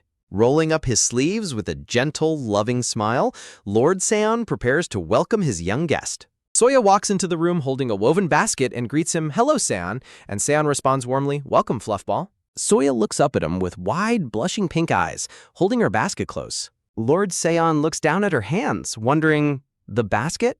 Peeking into her basket, Soya smiles in surprise as Jeokyoung crouches down to greet her, saying, "Oh, Jeokyoung." A warm and joyful atmosphere fills the room as Jeokyoung accepts Soya's gift, saying, "Thank you, lady." Soya happily hands Jeokyoung a beautifully painted stone, while Lord Seon looks on from the side, gritting his teeth in intense childish jealousy as he glares at Jeokyoung, thinking, "You detestable fox." Seon watches them interact with a deeply annoyed, envious expression on his face. Soya smiles with pure, radiant pride as she holds up a small gray pebble beautifully painted with a cute white tiger cub. Lord Seon looks down with wide, blushing pink eyes, completely flustered by the unexpected gift. Lord Seon kneels before Soya, clutching his hand to his face as he mutters shyly, "You didn't have to go through the trouble of making one for me." Jeokyoung holds up his painted stone and asks Soya in confusion, "Why is there a cat drawn on mine?" Soya looks completely nervous, sweating as she quietly stammers, "A tiger." Lord Seon glares at Jeokyoung with a dark, terrifying aura and asks coldly, "Do you not like it?" Jeokyoung defends himself as Seon bickers back, accusing him of having failing eyesight in his old age. Jeokyoung nervously holds up his hands to calm the situation, insisting that he sees the tiger now. Lord Seon regains his cool, composed demeanor as he looks off to the side. Turning back to Soya, Lord Seon smiles warmly and blushes, showing his gentle side. Lord Seon kneels to Soya's level, speaking to her warmly while she holds her small basket. Soya looks up at Seon with wide, sparkling pink eyes, her heart beating rapidly from his kindness. Soya gazes up at the beautiful decorative wooden screens of the palace before heading down the corridor. Walking down the hall, Soya smiles happily and thinks to herself, "I hope the second young master likes this one." Clutching her basket tightly, Soya blushes with joy, eager to deliver her painted stones. Suddenly, Soya is stopped by a young girl in a green dress who points at her and asks, "Who are you? I've never seen you before." The girl is introduced as Arang of the brown tiger family, looking highly suspicious of Soya. Soya bows politely and introduces herself, explaining, "I'm Soya. He picked me up and brought—" Arang gasps in realization and asks, "Then are you that fluffball who's been staying in the West End room?" Soya looks surprised and confused, wondering how Arang knew about her.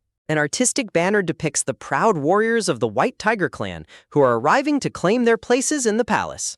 Soya's eyes widen in shock as Arang explains, "I wondered why there was a girl's room in the White Tiger Palace when there are only young masters here." Soya freezes in sheer panic, realizing she has been mistakenly staying in a room meant for the clan's guests. Arang continues speaking, completely unaware of the sudden anxiety she has caused Soya. Standing in the quiet hallway, Soya trembles as painful memories of her past begin to resurface. Angry voices from Soya's past echo in her mind, cruelly accusing her of being a fake who stole the young lady's place. Overwhelmed by fear and guilt, Soya drops her basket to the floor as she whispers a desperate "no." Soya clutches her chest, gasping for breath as she hyperventilates in a state of panic. Arang notices Soya's sudden distress and asks with concern, "Huh? What's wrong with you? Are you sick?" Soya stands trembling as Arang reaches out, wondering what is happening to the young girl. Suddenly, Yoon Seo of the Silver Tiger family steps forward, holding a fan and scolding Arang for bullying a weak child. Arang looks completely startled and defensive, sweating under Yoon Seo's stern gaze. Soya quickly speaks up to defend Arang, saying, "She wasn't bullying me, I just haven't been feeling very well." Sweating in embarrassment, Arang reluctantly agrees, noting that Soya's face does look incredibly pale. Flustered by the misunderstanding, Arang yells, "Got it!" and quickly runs away down the hall. Soya bows politely to Yoon Seo, thanking her for stepping in to help. Soya reaches down to pick up her dropped woven basket from the carpet. Soya looks down sadly, realizing that even someone as kind as Yoon Seo is here to join the White Tiger family.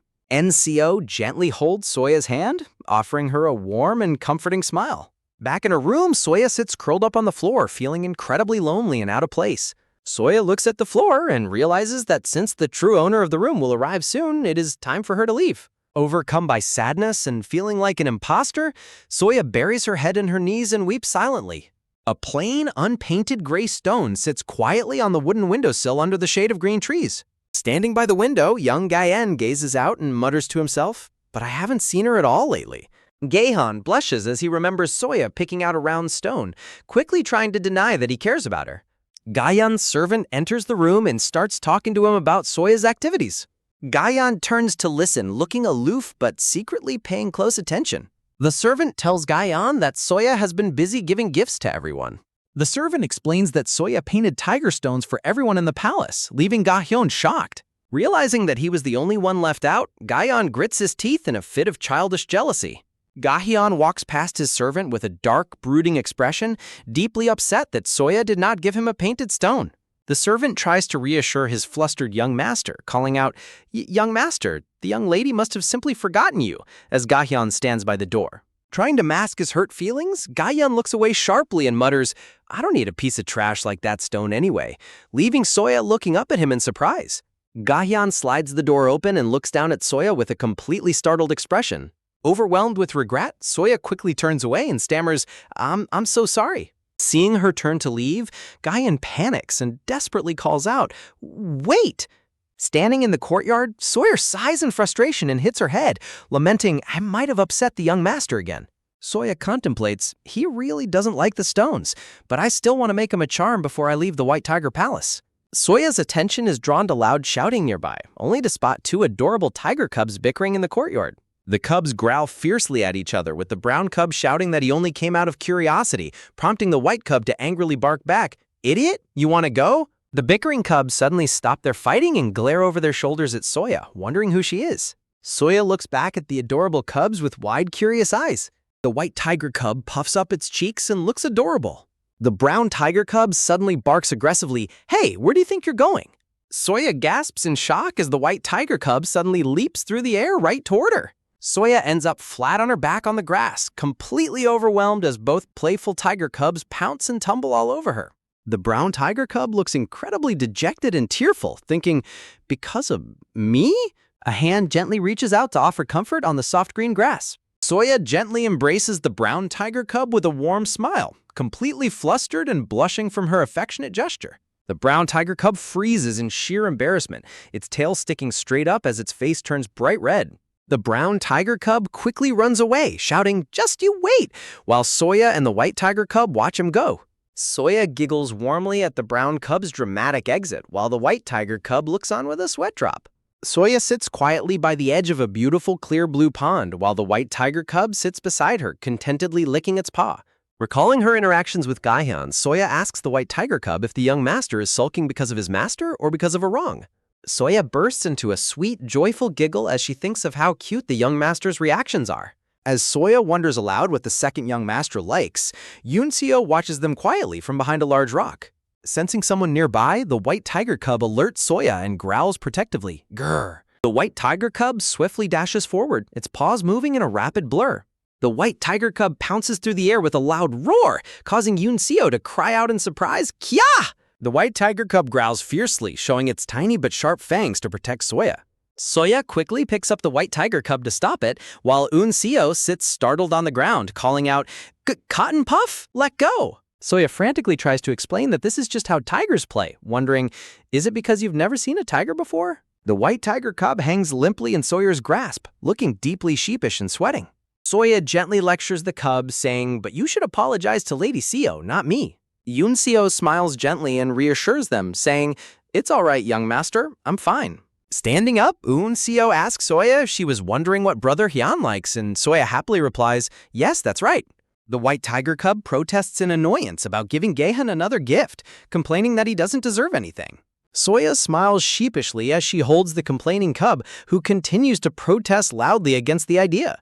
Yoon-seo suggests a rare blue flower from Mount Horam, explaining, "Brother Hyun enjoys flower arrangement, so I'm sure he'll love it."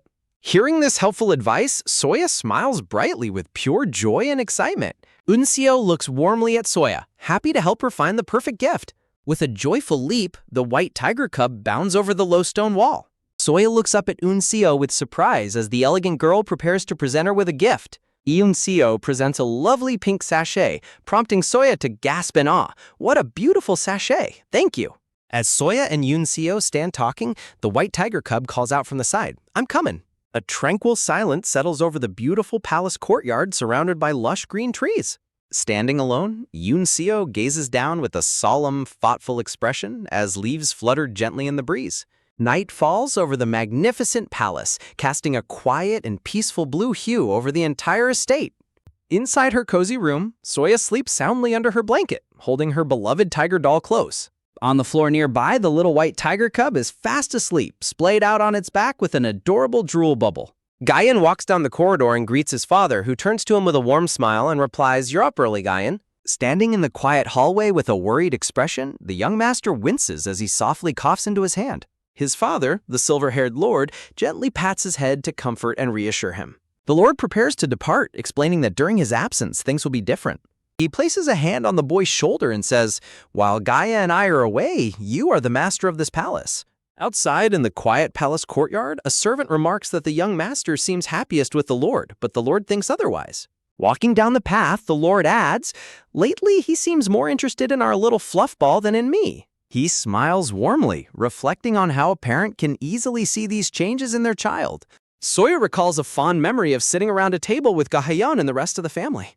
She remembers Gaihun standing before her bed, looking flustered as she sat under her blanket. The lord smiles gently as he looks out over the courtyard. In her room, little Soya sits before her vanity, clasping her hands together in excitement. Yeonjong presents a special tiger-themed lunchbox, prompting a surprised Soya to wail, "A special lunchbox?" Soya looks at the adorable meal with sparkling eyes, filled with absolute wonder. Yeonjong is deeply touched by Soya's cute, overjoyed reaction. Yeonjong tearfully hugs Soya, explaining that she cannot accompany her. The representatives of the Indigo Wolf and Red Fox clans are assigned different duties, meaning they cannot go with her to Mount Horam. Yeonjong desperately clings to Soya, crying and wishing they could reschedule the trip. Sanho smiles warmly and tells Soya that it cannot be helped. Sanho presents a beautiful blue gemstone, saying, "I'll lend you my precious gemstone." Kneeling down, Sanho gently fastens the protective blue gemstone around Soya's neck. Soya holds the shining blue gemstone in her hands, looking up in awe. Sanho smiles kindly, wishing her a safe and successful journey. Soya waves goodbye happily, promising to be careful and return before the sun sets. Early the next morning, the white-haired boy opens the door and waves cheerfully, calling out, "Good morning, are you all ready?" The children bow politely to Yeonjong and Sanho before embarking on their journey. Suri proudly salutes and assures Yeonjong, "Don't worry, I'll take excellent care of her." The three young companions smile brightly, excited to begin their forest adventure together. Walking along the sun-dappled forest path, Suri asks Soya if her legs are holding up, and Soya happily replies that she is fine. Soya gently touches the blue gemstone around her neck, smiling as they walk. The little white tiger cub bounds ahead eagerly, filled with excitement after being inside for so long. They emerge into a breathtaking field of vibrant wildflowers, and Soya and the cub cry out in joy, "Whoa!" Soya points toward the center of the field, noticing something special. Deep in the field stands the exact blue flower shown in the reference drawing. Soya holds up the drawing to compare it, asking the cub if it looks like the right flower. The white tiger cub leans in close to sniff the beautiful blue petals. Suri and Soya watch in suspense as the little tiger prepares to make its judgment. The white tiger cub lets out a proud, adorable little roar to confirm the find. Soya smiles brightly, delighted to have found another beautiful flower. She carefully digs up the blue flower, keeping its roots and soil safely intact. Suri praises the cub, saying, "Of course, Cotton Puff is even good at picking flowers." Suddenly, Soya senses a strange presence behind her and freezes in place. Looking over her shoulder with wide eyes, Soya warily asks, "Who's there?" Soya stands quietly in the clearing, thinking, "I definitely felt someone watching me." She gazes into the thick, silent forest, wondering if it was just her imagination. High in the leafy tree branches, a rustling sound prompts Soya to call out, "What is this, Cotton Puff?" Soya and Suri burst into laughter as the tiger cub turns around, wearing a crown of bright yellow flowers. The white tiger cub blushes furiously, complaining, "You didn't say the penalty would be this." Sitting on the grass next to their empty lunchboxes, Suri suggests a game of hide-and-seek. Soya covers her eyes against a tree trunk, counting aloud to start the game. Suri suddenly winces in wincing discomfort, holding her stomach and groaning, "I think I have an upset stomach." Unwilling to ruin the young lady's first outing, the servant desperately clutches his rumbling stomach in intense pain. Soya frantically tells him to go attend to his stomach, promising that she will stay right next to Suri. Releasing his beast form, the servant runs off as a blue wolf, shouting back that he will return shortly. Soya is left standing completely alone in the middle of the quiet, sunlit forest. Soya suddenly remembers she was playing hide-and-seek with the young master and turns to look for him as a soft rustling sound echoes nearby. Hearing something behind her, Soya stops in her tracks and warily looks back. Soya gasps in fear as two large, dark wolves with glowing red eyes emerge from the bushes, growling fiercely at her despite Yenjong's assurance that Horim Mountain's beasts are harmless. Tearful and terrified, Soya holds her hands to her chest as the threatening beasts close in on her. The two vicious wolves growl aggressively, their fangs bared and saliva dripping as they prepare to pounce. Soya remembers the instruction to stay by the youngest young master's side, feeling conflicted and scared. She realizes that leading these beasts back to the young master would put him in grave danger, so she decides she must find another way. Shaking with fear, Soya braces herself to make a desperate run for safety. Remembering the protective wind bead Sanho gave her, she gathers her courage, turns, and runs as fast as she can. The two dark wolves immediately give chase, sprinting after Soya down the narrow forest path. Panting heavily and sweating from exhaustion, Soya pushes forward through the thick trees. Soya spots a massive moss-covered rock ahead and runs toward it, hoping to climb out of the beast's reach. Relying on the magical wind bead around her neck, she prepares to leap up onto the tall rock formation. Standing safely at the top of the high rock, Soya looks down and sighs in relief, thinking the wolves cannot reach her. Suddenly, Soya's expression turns to one of confusion as she notices something strange. Down below, the two wolves look up at the rock, whining and trembling in sheer terror as they back away. A low, menacing growl vibrates from right beneath Soya's feet, making her freeze in terror. Looking down in horror, Soya loses her footing as she realizes the mossy structure she climbed is not a rock at all. Soya slips and falls off, landing hard on the soft grass below. A terrifying realization hits Soya as she looks up at the towering shadow. Covered in dirt and scratches, Soya looks up in absolute dread at the massive creature rising before her. A colossal, dark, ooze-like magic beast towers high into the canopy, casting a dark shadow over the entire clearing. Staring up at the terrifying monster, Soya sits completely paralyzed on the grass. Trembling uncontrollably, Soya desperately tries to flee, but her body refuses to move under the beast's oppressive aura. The amorphous black magic beast looms closer, its glowing white eyes staring down menacingly at her. Scratched and sweating, Soya prepares for the worst as she looks up at the intimidating entity.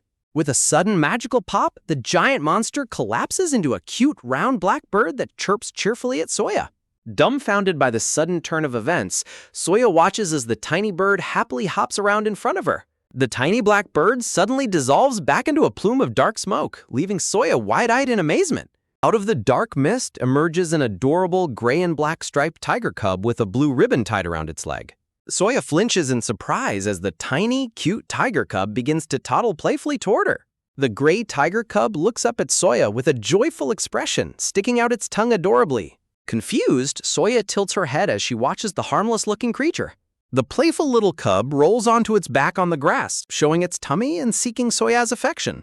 Realizing the creature meant no harm, Soya smiles sheepishly and apologizes for thinking it was going to attack, while the cub shakes its head playfully. Soya sits peacefully in the clearing with the friendly cub, whose small paw prints trace back to where it emerged. Clasping her hands together, Soya's face lights up with gratitude. Soya sincerely thanks the mysterious little creature for saving her from the wolves. The cute gray tiger cub beams with closed-eyed happiness, clearly pleased by Soya's warm words. Looking at the cubs, Soya wonders if this shape-shifting creature was the one watching them earlier, and is puzzled by how it was able to mimic her form since she hadn't shifted today. She recalls the history of the magic beasts, which were unleashed 8 years ago when the Black Tortoise clan allied with an ancient evil. Under the leadership of Hyunra Bak, the Black Tortoise clan used these terrifying magic beasts to attack the empire, throwing the continent into utter chaos. The devastating war saw villages burned to the ground as people fled from the fearsome monsters. Soya remembers that her eldest brother Sanyu and the eldest young master of the White Tiger clan were both drafted to fight in that brutal war. The little cub lets out a confused squeak as Soya reflects on only seeing these beasts in children's storybooks until today. Looking down at the adorable gray cub, Soya smiles warmly, deciding that this particular creature doesn't seem bad at all. Soya introduces herself to the cute gray tiger cub, asking, "Hello, I'm Soya. How did you end up here?" Soya looks back worriedly, warning the little creature, "You'll be in big trouble if you stay here," because Soya remembers the painful memory of when people mistook her for a wicked beast and hurt her, warning the cub that the same thing could happen to it. Soya tearfully looks down at the gray striped tiger cub, which tilts its head in confusion. As Soya cries, the cub begins to trace a line on the ground with its paw, surprising her. The little cub carefully writes a character in the dirt with its paw. The gray tiger cub nods proudly, pleased with the drawing it has made. Soya smiles warmly, looking at her necklace, and saying, I see. It's nice to meet you, Celio. Soya looks around the quiet woods, wondering, but what should I do? Soya looks up at the changing sky, remembering her promise to Lady Yenjong that she would return before sunset. The sun begins to set over the majestic peaks of Mount Horam, painting the sky in deep golden hues. In a beautifully decorated room, Siha bows politely to the silver-haired young master, who smiles and says, Yeah, it's been a long time, Siha. Looking flustered, Siha apologizes, saying, Sorry, I must have gotten confused. The blue-eyed young master smiles knowingly, warning her, They might think you're after the West End room. Siha bows deeply in embarrassment, responding, Thank you for your concern. Sitting across from her as they drink tea, the young master reflects to himself, Maybe I should have been a bit kinder. Looking out the window at a painting of Soya, the young master suddenly realizes, Now that I realize, I haven't seen her all day. The young master suddenly stands up in shock, startling Siha, who asks, Young master? A look of sheer panic washes over the young master's face as a terrible realization hits him. The young master rushes down the carpeted hallway while his servant frantically asks, Young master, what's wrong? Why so sudden? Driven by growing dread, the young master runs as fast as he can. He tries to remember her presence, realizing she was nowhere to be found during her morning walk or her playtime this afternoon. Lady Yenjong turns around in surprise as she hears the young master rushing into the room. Yenjong asks him in confusion, Second young master, what brings you to this room? Yenjong's face pales with worry as she reports, And she hasn't returned yet.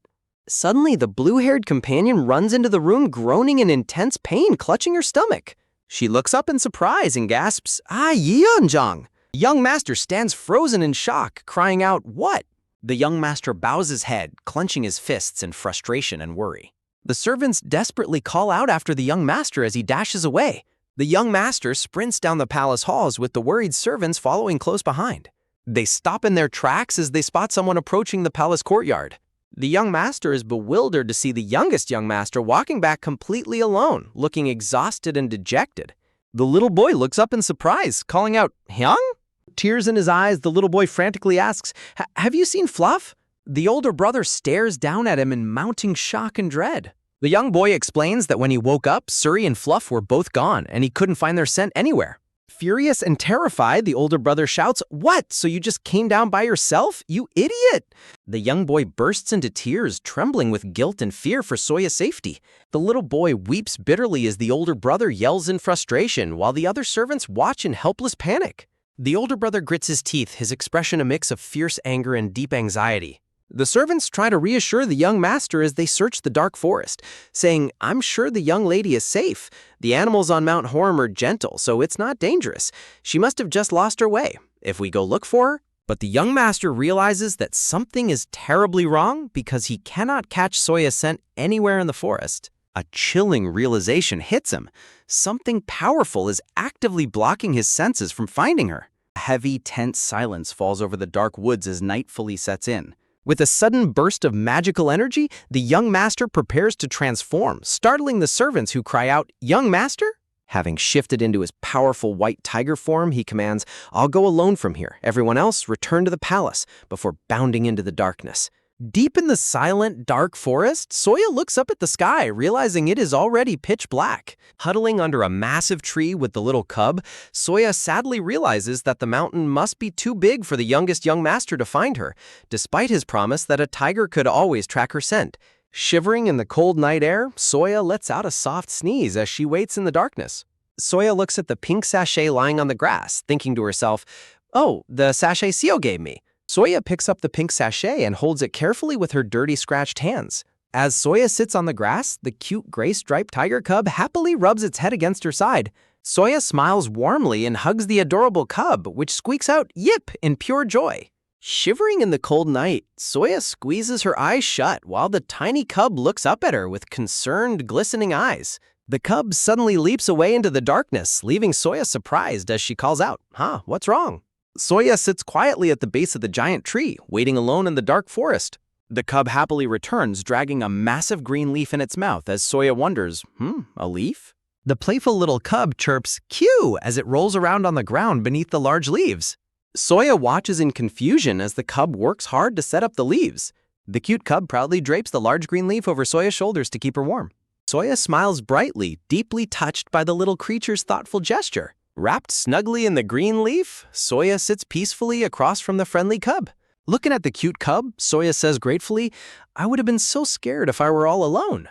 Soya giggles softly, covering her mouth as the playful cub tilts its head. Looking down sadly, Soya worries, what should I do now? I couldn't even keep my promise to Yanjong to be back before sunset. A beautiful small lantern decorated with a purple flower floats softly through the forest, casting a warm glow. Spotting the light, Soya gasps in surprise and clutches her wooden container tightly. A loud thud echoes through the quiet forest, making Soya think, wait, is that another wild animal? The invisible magical barrier in the forest shatters like glass under an immense force. The little cub bravely steps in front of Soya, baring its teeth and growling, "Q!" The wind rushes through the trees as rapid footsteps approach through the darkness. Soya's face fills with dread as she clutches the wooden container close, thinking, this is... Soya realizes in shock, it's not a wild animal. Watching the shadow dash through the woods, she thinks those are footsteps. Soya's heart races as she wonders, did the people from the White Tiger Palace come for me? A terrifying memory of black-masked assassins wielding sharp swords flashes through Soya's mind. Squeezing her eyes shut in terror, Soya desperately thinks, I don't want to die. Soya trembles with tears in her eyes, bracing herself for the worst in the dark woods. Suddenly, a familiar voice calls out to her, and she turns in disbelief, thinking, that voice. Before she can react, she is pulled into a sudden, tight embrace by someone who has just rushed to her side. Soya's eyes widen in utter shock as she realizes who is hugging her. The silver-haired young master holds Soya tightly in a desperate embrace filled with relief. Soya looks on in disbelief, resting her head against him as beautiful white flowers bloom around them. As she is held close, Soya realizes the second young master is trembling. The young master gently caresses Soya's head, holding her close to comfort her. Suddenly, the young master pulls back, looking at her with wide, panic blue eyes. Taking Soya's hands, he looks down in distress as she thinks, his hands are so cold. The young master looks at her with deep relief and concern as she holds his hand. The young master explains to Soya that he ran here as fast as he could, saying, not because of you, but because of myself.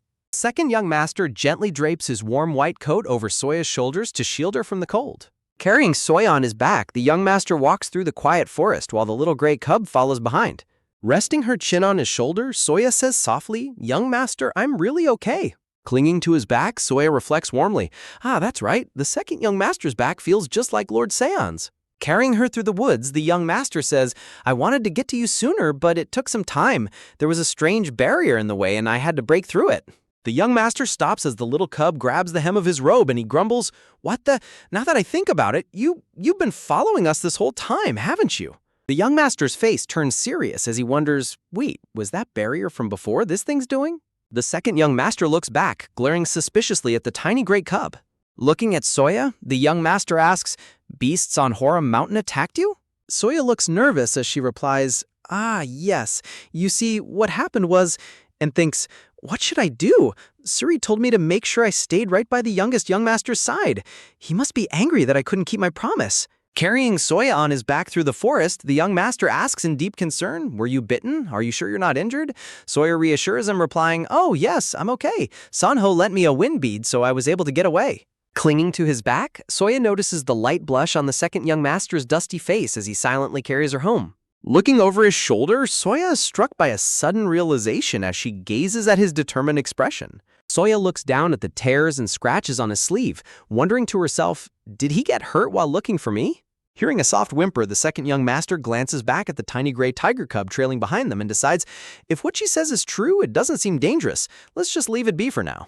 A warm memory flashes by of a small, smooth gray stone resting atop a neatly folded white sachet. Under the starry night sky, a quiet confession echoes through the woods. I'm sorry. Everything I just said was just an excuse. The young master squeezes his eyes shut, his face turning bright red as he carries Soya through the dark forest, filled with embarrassment. Memories of his cold and harsh behavior swirl around him as he reflects in deep regret. Being cold to you when you were already struggling in a strange place and saying those mean things, ignoring all the effort you put in, it was all my fault. With a heavy heart, the second young master continues walking through the dark, quiet woods with the loyal little gray cub following close behind them. Deeply touched by his sincere apology, Soya rests her cheek against his shoulder with a warm, gentle smile. Soya softly whispers, thank you, young master, startling him so much that he freezes in surprise. Looking down at the palace gates, the second young master hesitates before asking, "From now on, instead of young master, could you call me Orabeoni?" The second young master's eyes widen as he realizes the weight of what he just asked, his face flushed with nervousness. As they step into the palace courtyard, Lord Sion and the worried servants stand waiting, their faces washing over with immense relief. Sion steps forward with a gentle smile and offers, "She must be heavy. I'll take the cotton puff to her room." But Soya merely snuggles closer to the second young master, sleepily murmuring, Brother Hyun." Flushed with protective pride, the second young master smiles warmly and firmly declines with a soft, "No." Holding Soya tightly, the second young master looks directly at Seon and declares, "I'll take her to her room myself." Lord Seon stares back in complete shock and bewilderment at his younger brother's sudden possessiveness. Carrying Soya inside, the second young master walks up the palace steps while Seon and the servants watch them go in silent amazement. Seon stands in the courtyard, his expression turning serious and contemplative as he watches his brother carry the young girl away. At Seon's feet, the little gray cub whimpers softly as Seon stares down at it, wondering why is he here. A peaceful silence fills the beautifully decorated hallways of the White Tiger Palace. Siha peeks through the sliding doors of her room, her face pale with worry as she asks herself in distress, why? Watching Soya being carried safely back to her room by the second young master, Siha clenches her fists in growing jealousy, muttering, "What's so special about her?" Remembering her ambitions, Siha reflects bitterly. The tigers from the other branches were either fools or had no interest in being adopted, so I was certain the West End room would be mine. Looking at Soya, Siha's thoughts turn dark and resentful. I never thought such a worthless brat would become an obstacle. What if Lord Seon actually decides to adopt her? If I lose the West End room to her? Siha trembles in sheer panic and frustration, thinking to herself, then I'll... Suddenly, a black-masked assassin appears crouching in her room, making her gasp in shock. You! Hearing the servants outside discussing how strange it is that the beasts of Horror Mountain attack someone, Siha freezes in panic. Terrified of being overheard, Siha quickly and quietly slides the wooden door shut with a sharp click. Turning to the assassin, Siha furiously whispers, "What happened? You said that scented sachet could get rid of anyone. I did exactly as you said, but things have only gotten worse." The masked assassin remains calm, coolly observing her reaction as he murmurs, "It seems an unexpected variable has appeared." As the assassin kneels before her, Siha paces around the room anxiously, complaining, "Everyone in the White Tiger Palace is only looking out for that girl. At this rate, if she actually gets adopted into the White Tiger family?" A sinister smile creeps onto the masked assassin's face as he prepares to suggest another plan. Her violet eyes gleaming with malice, Siha smiles deviously as she repeats, "Her weakness?" The next morning, a clean and rested Soya sits up in her warm bed, looking bright and refreshed. The worried servants surround her bedside, crying out in relief, "We were so worried you'd be out there shivering all alone, my lady," while Soya responds with a soft, surprised giggle. Soya looks toward the window, her expression calm and peaceful as she enjoys the warm morning light. Soya fondly recalls the chaotic events of last night, remembering the servants fussing over her safe return. Suddenly, a soft rustling sound from the bushes outside her window catches Soya's attention, making her turn in curiosity. Seo, in his human form, nervously climbs up to her windowsill, stammering in embarrassment. Gasp, "Little Fluff, I wasn't trying to spy." Startled by her gaze, Seo suddenly poofs back into his cute white tiger cub form and tumbles backward, leaving Soya crying out in surprise, "Young master." Leaning out the window, Soya smiles warmly down at the adorable white tiger cub, reassuring him, "I'm okay, I made it back safely." Soya suddenly turns around as she hears someone stepping into her room.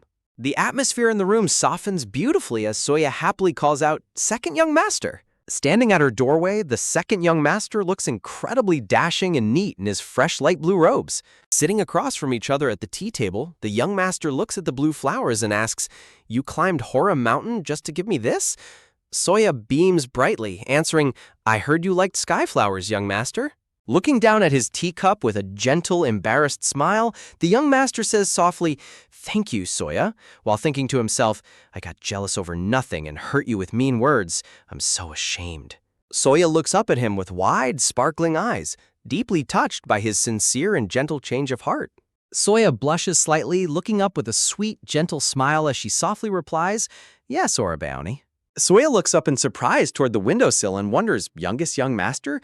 as the second young master looks over in curiosity. Suddenly, the little white tiger cub lets out a dramatic cry, roaring out in a mixture of cute frustration and tears. The second young master sweat drops as he reaches out, exasperatedly muttering, "All you know how to do is throw tantrums." Soya sits quietly at the tea table as the second young master stands completely frozen in shock, sweat dropping at the sudden interruption. Turning back to Soya, the second young master tries to compose himself, clearing his throat awkwardly as his face flushes with mild embarrassment. Touched and amused by his reaction, Soya can't help but let out a soft, delighted giggle, hiding her smile behind her hand. While the second young master grumbles in annoyance behind his chair, the adorable white tiger cub Seo looks on with a smug, proud expression. Soya fondly remembers the tiny black cub that stood by her side in the dark forest, reflecting warmly, "The one who protected me." Sitting at the table, Soya looks up with a soft, contemplative expression, her eyes wide with curiosity and concern. Soya asks the second young master about the little gray cub, and he explains, that creature, it followed us for a while, but then it just vanished, leaving Soya to murmur softly, "Oh, I see." Soya looks down in deep thought, wondering if the magic beast went back to the mountains, realizing it might be for the best to protect it from being harmed by humans. A quiet atmospheric transition shows Soya from behind, lost in her thoughts as the heavy atmosphere of her realization sinks in. The second young master leans forward and asks, "Else no besides us?" while Soya sits quietly, her head bowed in deep contemplation. Soya tightly clenches her hands in her lap, her heart heavy as she wrestles with a difficult decision. Soya looks down in distress, her pink eyes filled with worry and sadness as she contemplates her situation. Sitting all alone on the stone steps of the grand courtyard, Soya looks incredibly small under the shelter of the towering green trees. Dressed in a beautiful new yellow and white hanbok, Soya holds her hands together, staring blankly ahead with a serious and troubled expression. The second young master looks at Soya with deep concern, asking, "It was as if something had masked your trail. Did anyone give you anything suspicious lately?" Soya remembers the scent of the incense pouch given to her by Siha, realizing with a chill, "It's the incense pouch. That must be what made the beasts violent and masked my scent. If she wants the West End room, she must hate me, even if she pretends otherwise." Sitting quietly on the palace steps, Soya looks down in deep hesitation, wondering, should I tell Orabione? Suddenly, a sharp sound catches Soya's attention, causing her to turn her head quickly in surprise. A cheerful girl named Arong comes running down the courtyard path, calling out in deep worry, "Lady Arong, are you okay? I heard you were in big trouble yesterday." Arang aggressively gestures with a clenched fist, declaring he's definitely an idiot, while Soya watches her with an amused and thankful smile. Pouting in frustration, Arang crosses her arms and huffs, "Good person, my foot! Don't hang around a guy like that anymore," leaving Soya to sweat drop with a nervous smile. Arang turns to Soya in utter disbelief and shock, crying out, "Huh? Leaving? Why?" Arang stares at Soya with wide golden brown eyes, her face filled with deep surprise and concern. Soya's eyes widen in realization as she listens to her friend's heartfelt words. Arang steps forward and warmly takes Soya's hands in her own, her expression softening into one of pure support and friendship. A warm close-up shows their hands tightly clasped together, symbolizing their strong, budding bond. Arang looks up with a determined smile, declaring, "And if we go to the mountains together, I won't fall asleep and leave you alone." Arang boasts proudly with closed eyes, puffing out her chest while Soya sweat drops with an adorable, slightly exasperated expression. Soya looks at Arang with sparkling, wide pink eyes, her heart swelling with deep gratitude for her friend's kindness. Arang beams brightly, her warm smile shining like a blooming flower under the clear blue sky. Giggling happily, Arang gently holds Soya's hand, comforting her and wiping away any remaining worries. Suddenly, the creaking sound of an elegant wooden palanquin arriving in the courtyard echoes through the palace grounds. Soya and Arang watch in curiosity as a dignified young lady is helped out of the beautiful red and gold palanquin. Walking forward with grace, Hyuk Sahe of the Black Tiger clan makes her elegant entrance under the falling flower blossoms. Turning her head away with an annoyed humph, Arang completely ignores Hyuk Sahe as she walks past, while Soya looks on in surprise. Soya bows her head slightly, her expression calm and thoughtful as she whispers, "I see." Arang waves her hand as she walks away, calling out, "Anyway, if you come to my house, I'll teach you self-defense. You can't survive on cuteness alone." Soya looks back over her shoulder, her eyes wide with surprise as a sudden rustling catches her attention. Soya stands up in a panic as a hand reaches toward her, and Arang calls out, "Soya, why did you get up so suddenly?" Arang's cheerful voice echoes from afar as she waves goodbye. "Let's talk more later, Lady Arang." Suddenly, the adorable little black tiger cub poofs out from the bushes, crying out a happy "Cue" as it runs towards Soya. Soya looks around in absolute panic, urging the little beast, hurry, go back to the mountain. Instead of leaving, the affectionate black cub happily rubs its head against Soya's arm, shaking its head sideways. Soya freezes in sheer terror, her eyes wide and trembling as she realizes they are no longer alone. Soya turns around slowly to find Lord Seon watching them, and her heart sinks as she panics. Lord Seon saw it. He might mistake Sailyo for a dangerous magic beast. Soya squeezes her eyes shut in terror, clutching the little cub tightly to her chest as she imagines Lord Seon fiercely snatching the crying black cub away, crying out in her heart, what if he tries to hurt Sailyo? Soya stands in the courtyard holding the little black cub close to her, looking up anxiously at Lord Seon as she says, don't worry, Cotton Puff. Lord Seon stands gracefully, his long silver hair shimmering in the light as he looks down with a calm and gentle expression. A flashback reveals Seon on a battlefield filled with burning ruins and scattered swords 7 years ago, wondering, has it been 7 years already? In the midst of the battlefield's destruction, a small, fierce black cub snarls from under the rubble, its paw wrapped with a distinctive blue-patterned ribbon. In the present, Seon crouches down to Soya's eye level, smiling warmly as he asks, then did you steal this one too, just like me? Soya's pink eyes widen in absolute shock and panic as she processes his words. Soya frantically looks back and forth between Seon and the little cub, sweat dropping in pure confusion. Seon sweat drops with a nervous laugh as Soya shushes him with her finger, anxiously asking, what? Soya desperately pleads, if rumors spread that I stole something, I'll never tell anyone. I won't report you. While Seon sweat drops and thinks, right, you... Soya looks up with wide, sparkling eyes, completely touched by Sungyeon's gentle presence. Seon smiles softly and warmly at her, his expression filled with comfort and kindness. Crouching beside Soya and the black cub, Seon speaks gently, easing her worries. In a sudden close-up moment, Soya's pink eyes widen in surprise as she realizes how close they are. Feeling flustered, Soya accidentally grabs hold of Seon's silver hair, making him look at her in mild surprise. Lord Seon chuckles softly as Soya's stomach lets out a loud, embarrassing growl, prompting him to remark, heavier. Blushing deep red, Soya hides her embarrassed face behind her hands as Seon gently says, let's go. As Seon carries Soya away in his arms, the adorable little black tiger cub sits on the ground, sweat dropping with a sad whimper. Sitting across from each other at the tea table, Lord Seon shares a quiet, warm meal with the polite Soya. Soya looks down nervously, her cheeks flushed with a mix of gratitude and shyness. Bowing her head politely, Soya softly says, thank you, Lord Seon. Seon gazes at Soya with a gentle, serious, and deeply caring expression. Soya looks up earnestly and says, oh no, from the day I arrived at the White Tiger Mountain Palace to the days I was sick, you've always protected me, Seon. A warm memory reveals her thoughts. If you're going to put it like that, you've protected the palace from those terrifying ghosts. Soya counts on her fingers with a cute, flustered expression, saying, goodness, I'm running out of fingers to count them all, while Seon smiles warmly, replying, that's... A beautiful close-up shows Lord Seon smiling brilliantly, holding his chopsticks with absolute elegance. Later, Soya walks alone down the grand red-carpeted corridor of the palace, lost in heavy thoughts. She remembers the painful gossip of the palace, whispering that Seo will likely be the one to join the White Tiger family, leaving her feeling like an unwanted outsider. Looking at the pink incense pouch, Soya tightly clutches her hanbok, thinking, if I mention the scent pouch Seo gave me, it'll only cause trouble for everyone here. I don't want to be a burden to them again, as long as I stay quiet. Soya suddenly gasps and turns around in surprise as she senses someone approaching. Siha stands gracefully in the corridor, surrounded by a dark purple aura, smiling deviously down at Soya. Soya gasps in sheer terror, her pink eyes trembling as she faces Siha. Siha giggles mockingly, covering her mouth with her hand as she enjoys Soya's panicked reaction. Soya stands frozen in fear under Siha's looming shadow. Siha leans in close, wrapping her arms around Soya as she whispers coldly, criminal who stole someone else's life, aren't you? Soya cries out in panic, how did you? While Siha mockingly asks, were you planning to steal my place as well? Soya desperately stammers, no, that's not it, I never intended. Siha coldly cuts her off, commanding, then leave. A cruel smile spreads across Siha's face as she whispers, so leave this place on your own before that happens. Soya imagines the White Tiger family discovering the truth and looking at her with cold, disappointed eyes.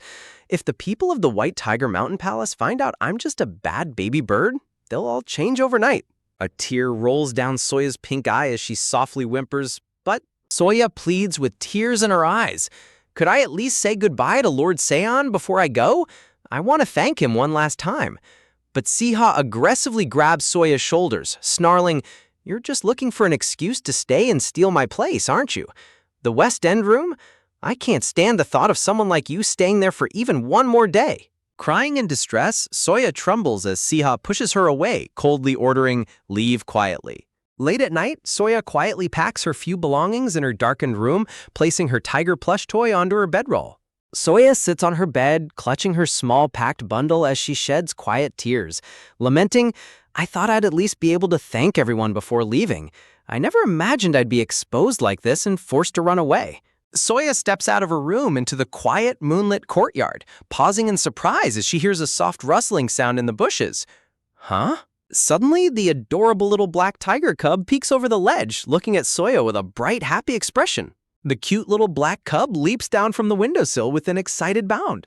The affectionate black cub happily pounces onto Soya, who hugs him warmly and giggles, "You came to see me, but I have to leave now." The little cub lets out a sad whimper, prompting Soya to ask with wide eyes, "Are you saying you'll come with me?" Soya tightly embraces her loyal friend, her reflection shimmering on the quiet water under the starlit sky as she whispers, "I won't be lonely with you by my side." Standing at the bottom of the grand stone steps, Soya and the little black cub look back at the towering white tiger palace one last time. Clutching her packed bundle tightly to her chest, Soya looks back with tear-filled pink eyes, crying softly as she prepares to walk away from her beloved home. Soya stands in the dark, her pink eyes widening in surprise as she detects a faint pink mist drifting around her. She whispers, "Wait, this scent." Soya looks at the pink sachet floating in the air, realizing it's the scent that made the wild beasts go feral. Looking out from a distance, Soya and the black cub watch the pink smoke trail down to the palace courtyard. She wonders, why is this scent coming from here? And realizes those are Orang and Sahe's palanquins. Soya watches in absolute shock as she remembers Orang and Sahe arriving in those exact palanquins.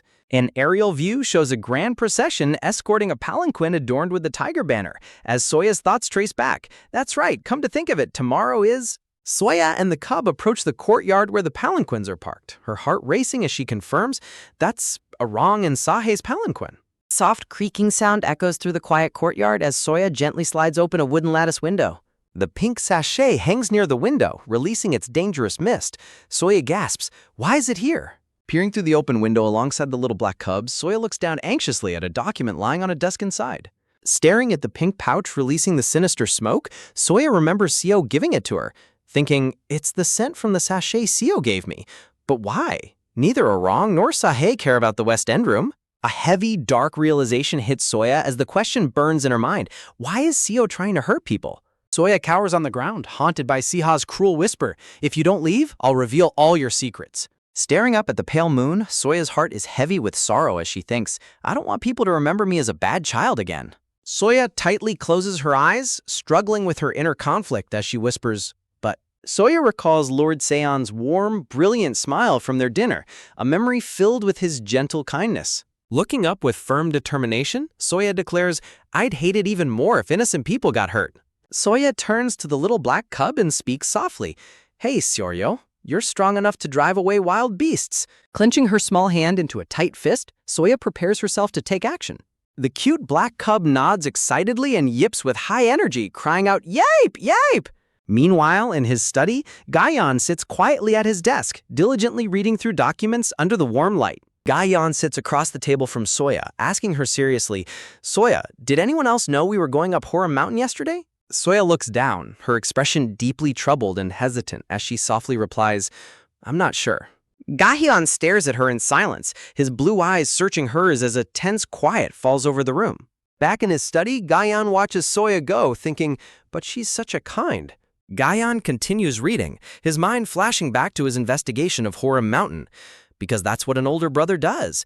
I immediately investigated Horam Mountain, but the only footprints there belonged to Soya's group. He pieces the clues together, visualizing the dark sachet wrapped in spectral chains, and there's no way Yule or Suri would do such a thing. Someone must have carried an item imbued with dark arts up the mountain. It drove the beasts into a frenzy. He envisions the wild beasts, their eyes glowing red and jaws snapping as they went feral on the mountain. Gaian imagines Soya, small and defenseless, running in terror through the dark, misty woods. Gaian thinks about Soya standing in the palace, noting, "Everyone originally at the White Tiger Palace, following my father's lead, adores Soya and calls her cotton fluff." His expression hardens as he deduces the culprit. In that case, out of everyone currently at the palace, the person who wants Soya gone the most is... A servant enters Gaian's study to deliver a package, prompting Gaian to ask, "Oh, are they ready already?" Gaian holds a neatly wrapped sachet in his hands, a proud, happy smile gracing his face. Staring down at the sachet, Gaian smiles warmly, excited to present his gift. Late at night, Gaian knocks gently on Soya's room door, calling out, "Soya, it's me, Gaian. Are you asleep?" Sliding the door open, he finds Soya's room completely empty and dark. Thinking in confusion, is no one here? There's no way she'd be out of her room this late. Suddenly, Gaian smells a strange, familiar scent lingering in the quiet corridor, gasping, "Don't tell me." Panic setting in, Gaian runs out of the room, shouting in worry, "Did something happen again already?" Gaian throws open another sliding door in a frantic search to find Soya. Gathion dashes past a maid who calls out in surprise, "Young Master Gathion?" But he ignores her, running with urgent speed. Gritting his teeth in anger, Gaian clenches his fist as he races toward the source of his suspicions. Gaian storms into Sio's quarters and aggressively grabs her by the collar, demanding, "Where is Soya?" Sio gasps in shock and anger, raising her hand to defend herself as she snaps, "Why are you looking for that girl here? You're the—" Glaring back at Gaian with deep irritation, Sio asks defensively, "What?" Sio's maid rushes forward in a panic, trying to separate them as Gaian stands firm in his fury. Gaian shouts back at Sio, demanding answers in an absolute rage. Gaian suddenly freezes, a look of surprise washing over his face as a heavy hand is placed on his shoulder from behind. The noise draws other servants to the doorway, one of them whispering, "I came out because of the noise, and the second young master was—" The servants freeze in terror as they look up at the imposing figure who has entered the room. Lord Seon stands majestically, looking down with a stern and cold expression, causing Gaian to whisper, "Father." Gaian looks back at his father, his anger turning into surprise as Lord Seon keeps a firm, grounding hand on his shoulder. Lord Seon lowers his gaze, his expression unreadable under his silver bangs, as a tense quiet settles over the room.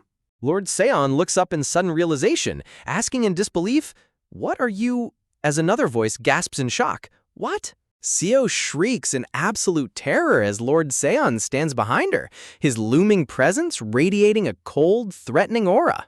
Ayen looks around in surprise, asking in bewilderment, "Where?" Standing alone in her room, Soya recalls being told that she couldn't stay any longer because the West End room was getting a new owner. Lord Sion listens in silence, his blue eyes narrowing with growing suspicion. Standing tall, Lord Seon demands an explanation from Gaian. What do you mean the Silver Tiger clan is behind this? Defiant and furious, Sio yells back defensively, "Don't accuse us without evidence." Sio aggressively points her finger, shouting, "Arang and Sahe are only here for the Mountain Lord Festival because they want the West End room," while Soya trembles fearfully behind Sion's robes. Sio fiercely argues, "Besides, could the beasts really have turned violent? Isn't it possible that girl is lying? The beasts of Horror Mountain are known to be gentle." But she suddenly freezes in sheer panic as a heavy rumble shakes the ground. The mansion's servants panic as a massive tremor shakes the ground, and a guard rushes in frantically, shouting, "Clan leader!" Hearing the commotion and the guard's urgent call, Lord Seon's expression hardens as he prepares to take action. Outside, a servant cries out in panic, "Oh my God, the young lady! She's being chased by wild beasts!" The beasts look furious, as feral wolves snarl in the darkness. Filled with dread, Lord Seon runs desperately through the night, crying out in panic, "Cotton fluff!"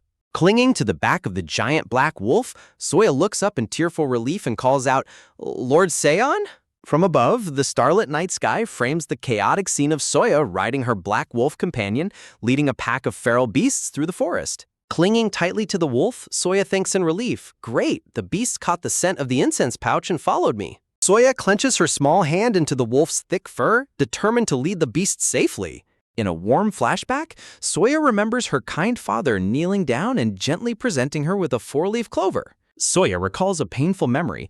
"I saw a house servant being kicked out for embezzling the clan's assets. As I wept, my father said to me..." Soya remembers her father holding her close as he tenderly explained, "Soya, you must be able to recognize what is wrong. Identifying the wicked and exposing their deeds is not a bad thing." Her father's words echo in her heart, especially since you, as a direct descendant of the Vermilion Bird clan, must protect the young birds of the South. Riding through the dark woods, Soya resolves, and I'm sure Saiyan wouldn't want me to stay silent. A close-up of Soya's pink eye filled with fierce determination and courage. Soya pictures Lord Sion's proud, majestic back, finding the courage she needs to stand up for what is right. The giant wolf bounds forward at incredible speed, carrying Soya down the forest slope. Running into the open, Lord Sion desperately shouts Soya's nickname, Cotton Puff. Looking ahead, Soya thinks, once they see these frenzied beasts with their own eyes, they'll believe what I said. In a sudden panic, a comical chibi Soya sweats as she realizes, I didn't think this far ahead. Footsteps echo as Gaion and the other children run alongside Lord Sion to see what is happening. Lord Sion bravely steps in front of Soya and her wolf, drawing his sword to face the pack of growling feral beasts. Unleashing a terrifying aura, Lord Sion commands the wild beasts with a cold, piercing glare. Go back, now! Whimpering in absolute terror of the White Tiger Lord, the wild wolves turn around and flee back into the forest. Soya collapses forward onto the wolf's neck, letting out a long, exhausted sigh of relief. Lord Sion gently lifts Soya off the wolf, prompting her to whisper in a daze, Sion? Chibi Soya dangles helplessly in Sion's hands as he scolds her gently. What is little Cotton Fluff doing out here in danger when she should be asleep? Leaving her to stammer sheepishly, oh well? Soya looks down silently as Lord Sion holds up the pink pouch in front of everyone, declaring, it's this scented sachet. Sio breaks into a cold sweat as Soya's memory flashes back to carrying the sachet, when I carried this up Mount Horam. Gaion points aggressively at Sio, accusing her as everyone looks on in suspense. Soya explains softly, but I noticed the same scent coming from the other lady's palanquins. I was afraid something dangerous might happen tomorrow if I did nothing. Cornered and desperate, Sio screams at the top of her lungs, that's a lie. Sio points accusingly at Soya, shouting to the crowd, she's the one who stole someone else's place back in the south. She's a criminal who stole someone's place and ran away. Are you really going to believe someone like her? The onlookers murmur in confusion, asking, what? What is she talking about? As Sio yells, she stole the place of the Vermilion Bird clan's youngest daughter and was kicked out after pretending to be their child. Sio continues her venomous rant. She has no right to be here, yet she's framing me just to steal the West End room, leaving Soya standing frozen in shock. Clenching her fist, Soya thinks, I'm prepared. I knew that if I revealed the truth, Sio would tell everyone my secret. But if someone got hurt because I looked the other way, that would be even more tragic. I can't pretend I don't know what will happen tomorrow. Showing Sion the ruined palanquins, Soya explains, Young Master Sion, I found these scented sachets in Arong and Sahi's palanquins. They have the same scent as the one Sio gave me. Sion looks closely at the sachet, repeating in confusion, a scent? Sion gently places his hand over Soya's as she holds out the pink sachets to him. Behind Sio's smug smile, the human guards and servants mutter in confusion, I don't smell anything. Sio smiles deviously, thinking to herself, how foolish. There really is no scent coming from the scented sachet. A servant bows deeply, accepting the scented sachet as they respond. Yes, clan leader. Lord Sion stares ahead with a grim and serious expression, his blue eyes filled with heavy thoughts. Sio looks on in sheer terror as she thinks to herself, no, I have to become a direct descendant of the White Tiger clan. Sio stands forgotten in the background as her parents walk away, cold words echoing behind them. You useless thing. Sio's maid cries out desperately, Clan leader, how can you listen to only that child's claims? Even if our young lady truly did threaten her, because of a low-born child with no status. The maid continues her frantic plea, you cannot punish a tiger of the Silver Tiger clan. Lord Sion stands firm and replies coldly, she is my child, the one I brought here myself. The maid and young Sio gasp in utter shock, frozen by the clan leader's words. Gently taking Soya's hand, Lord Sion declares, you clearly don't understand what I'm saying. Cotton Fluff is my child. Surrounded by beautiful blooming flowers, Soya hears the comforting words, my child. Soya looks up with wide, teary pink eyes, completely overwhelmed and stunned by Lord Sion's declaration.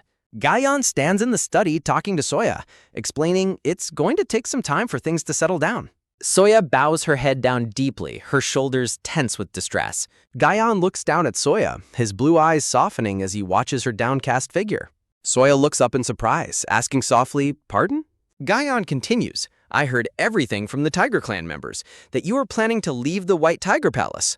Gaion runs to Soya, asking frantically, why were you trying to leave so suddenly? Gaion leans in close, asking with deep concern, is it because I said those mean things and treated you so badly? In a comical chibi moment, Gaion sweats nervously and pouts, complaining, "You're calling me young master again." Gaion looks at her with tears in his eyes, pleading desperately, "So please don't go, Soya." Soya sits quietly on her chair, looking deeply touched by his sincere plea. Suddenly, the door slid open, startling both Gaion and Soya as they look toward the entrance. Soya turns her head in surprise, her eyes wide with curiosity and apprehension. Lord Seon stands in the doorway, asking with a sorrowful expression, "You were really planning to leave, Cotton Fluff?" Lord Seon stands inside the room and asks, "Cotton Puff, were you really planning to leave?" Leaving Soya to stammer nervously, "Oh, well." Soya looks down sadly, admitting, "Actually, I don't want to leave, but yes, I had no choice." Soya looks up with wide, shocked pink eyes, her expression filled with vulnerability. Lord Seon looks down with a pained, sorrowful expression, his brows furrowed in regret. Standing tall, Lord Seon explains, "So that's why I stole you away." Soya looks up at him and reminds him softly, "But back then, you clearly told me to stay for now." Lord Seon suddenly freezes in surprise, caught off guard by her words. Soya remembers how gently Lord Seon held her and smiled warmly back then. Lord Seon panics comically as Soya asks, "Wait, back then? Lord Seon?" Against a serene floral background, Lord Seon whispers softly, "I'm sorry, Cotton Puff." Lord Seon kneels down to Soya's eye level, looking at her with deep affection and tenderness. Soya gasps in surprise, her face flushing as she looks down at the kneeling clan leader. Lord Seon holds her hands and promises, "No, that's not it. I will become a better adult, so not just for now. Please stay with me forever." Lord Seon gazes up at Soya, his eyes filled with absolute warmth and a silent promise of protection. Lord Seon waits patiently for Soya's response, keeping his gentle gaze fixed on her. Soya looks down silently, her small hands clutching her clothes as she struggles with her emotions. Surprised by his intense gaze, Soya gasps out, "What?" Soya turns her head away slightly, her expression filled with a quiet, lingering sadness. Looking back at him, Soya says softly, "You haven't done anything wrong, Lord Seon." Clenching her hands, Soya looks down in deep sorrow as she confesses, "I stole someone else's life." Soya recalls the painful rumors. They said Lady Riri grew up without her parents because of me, that she is weak, and both the clan leader and the young master suffered, all because of me. Lord San pulls Soya into a warm, protective embrace, asking gently, "Why would any of that be your fault?" Gritting his teeth in pure rage, Lord Seon glares into the distance and thinks angrily, "Those damn bird brains." Lord Seon recalls the horrifying truth. While helping her bathe, I noticed that her body was covered in scars.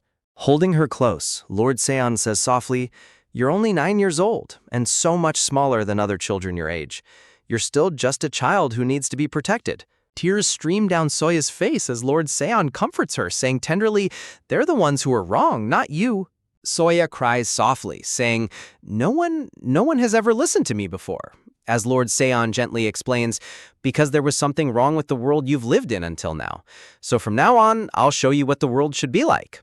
Genuinely and warmly, Lord Seon looks at Soya and asks, "So please, be my daughter, Cotton Puff." Soya stands frozen in absolute shock, tears streaming down her face as her wide pink eyes shimmer with overwhelming emotion.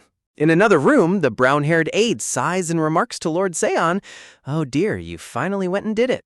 Lord Seon smiles softly and reflects, "I wonder if this is what it feels like to have a daughter." Lord Seon recalls with amusement, "She kept repeating that she wasn't a tiger and doesn't have strong teeth or legs. Of course, a winged beast wouldn't have those." Lord Seon is surrounded by a warm, heart-filled aura as he gushes happily, leaving his aide looking thoroughly exasperated. The aide looks at Lord Seon, who awkwardly clears his throat and mutters, "Well..." Lord Seon remembers kneeling before Soya, explaining, "So I asked her if she wouldn't want a father like me," as Soya's eyes welled up with tears once more. Lord Seon bursts into comical tears and hugs Soya tightly, while young Master Gaion looks on with a completely deadpan expression. Lord Seon blinks in confusion and asks his aide, "Huh? She didn't say no, did she?" The aide panics in a comical chibi style, crying out, "But the duties of a direct descendant, Lady Cotton Puff might get hurt." Looking thoughtful, Lord Seon says, "I knew this would happen," before his aide adds, "Actually, I also think Lady Cotton Puff is better than the young ladies of other clans." The aide explains further, Lady Sarah said that what was imbued in the scented sachet is the dark arts of the north. Staring ahead with cold, calculating blue eyes, Lord Seon mutters to himself, "What to do indeed?"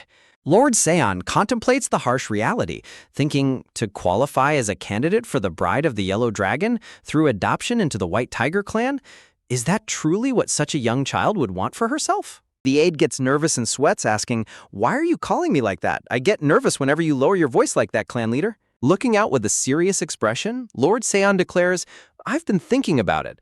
Because of some ridiculous tradition like the bride of the Yellow Dragon, having those young children compete with each other for the position of direct descendant, young tiger children run in fear through the shadows, running for their lives due to the brutal trials." Lord Seon waves his hand dismissively to shut down the topic, leaving his aide looking utterly shocked and speechless.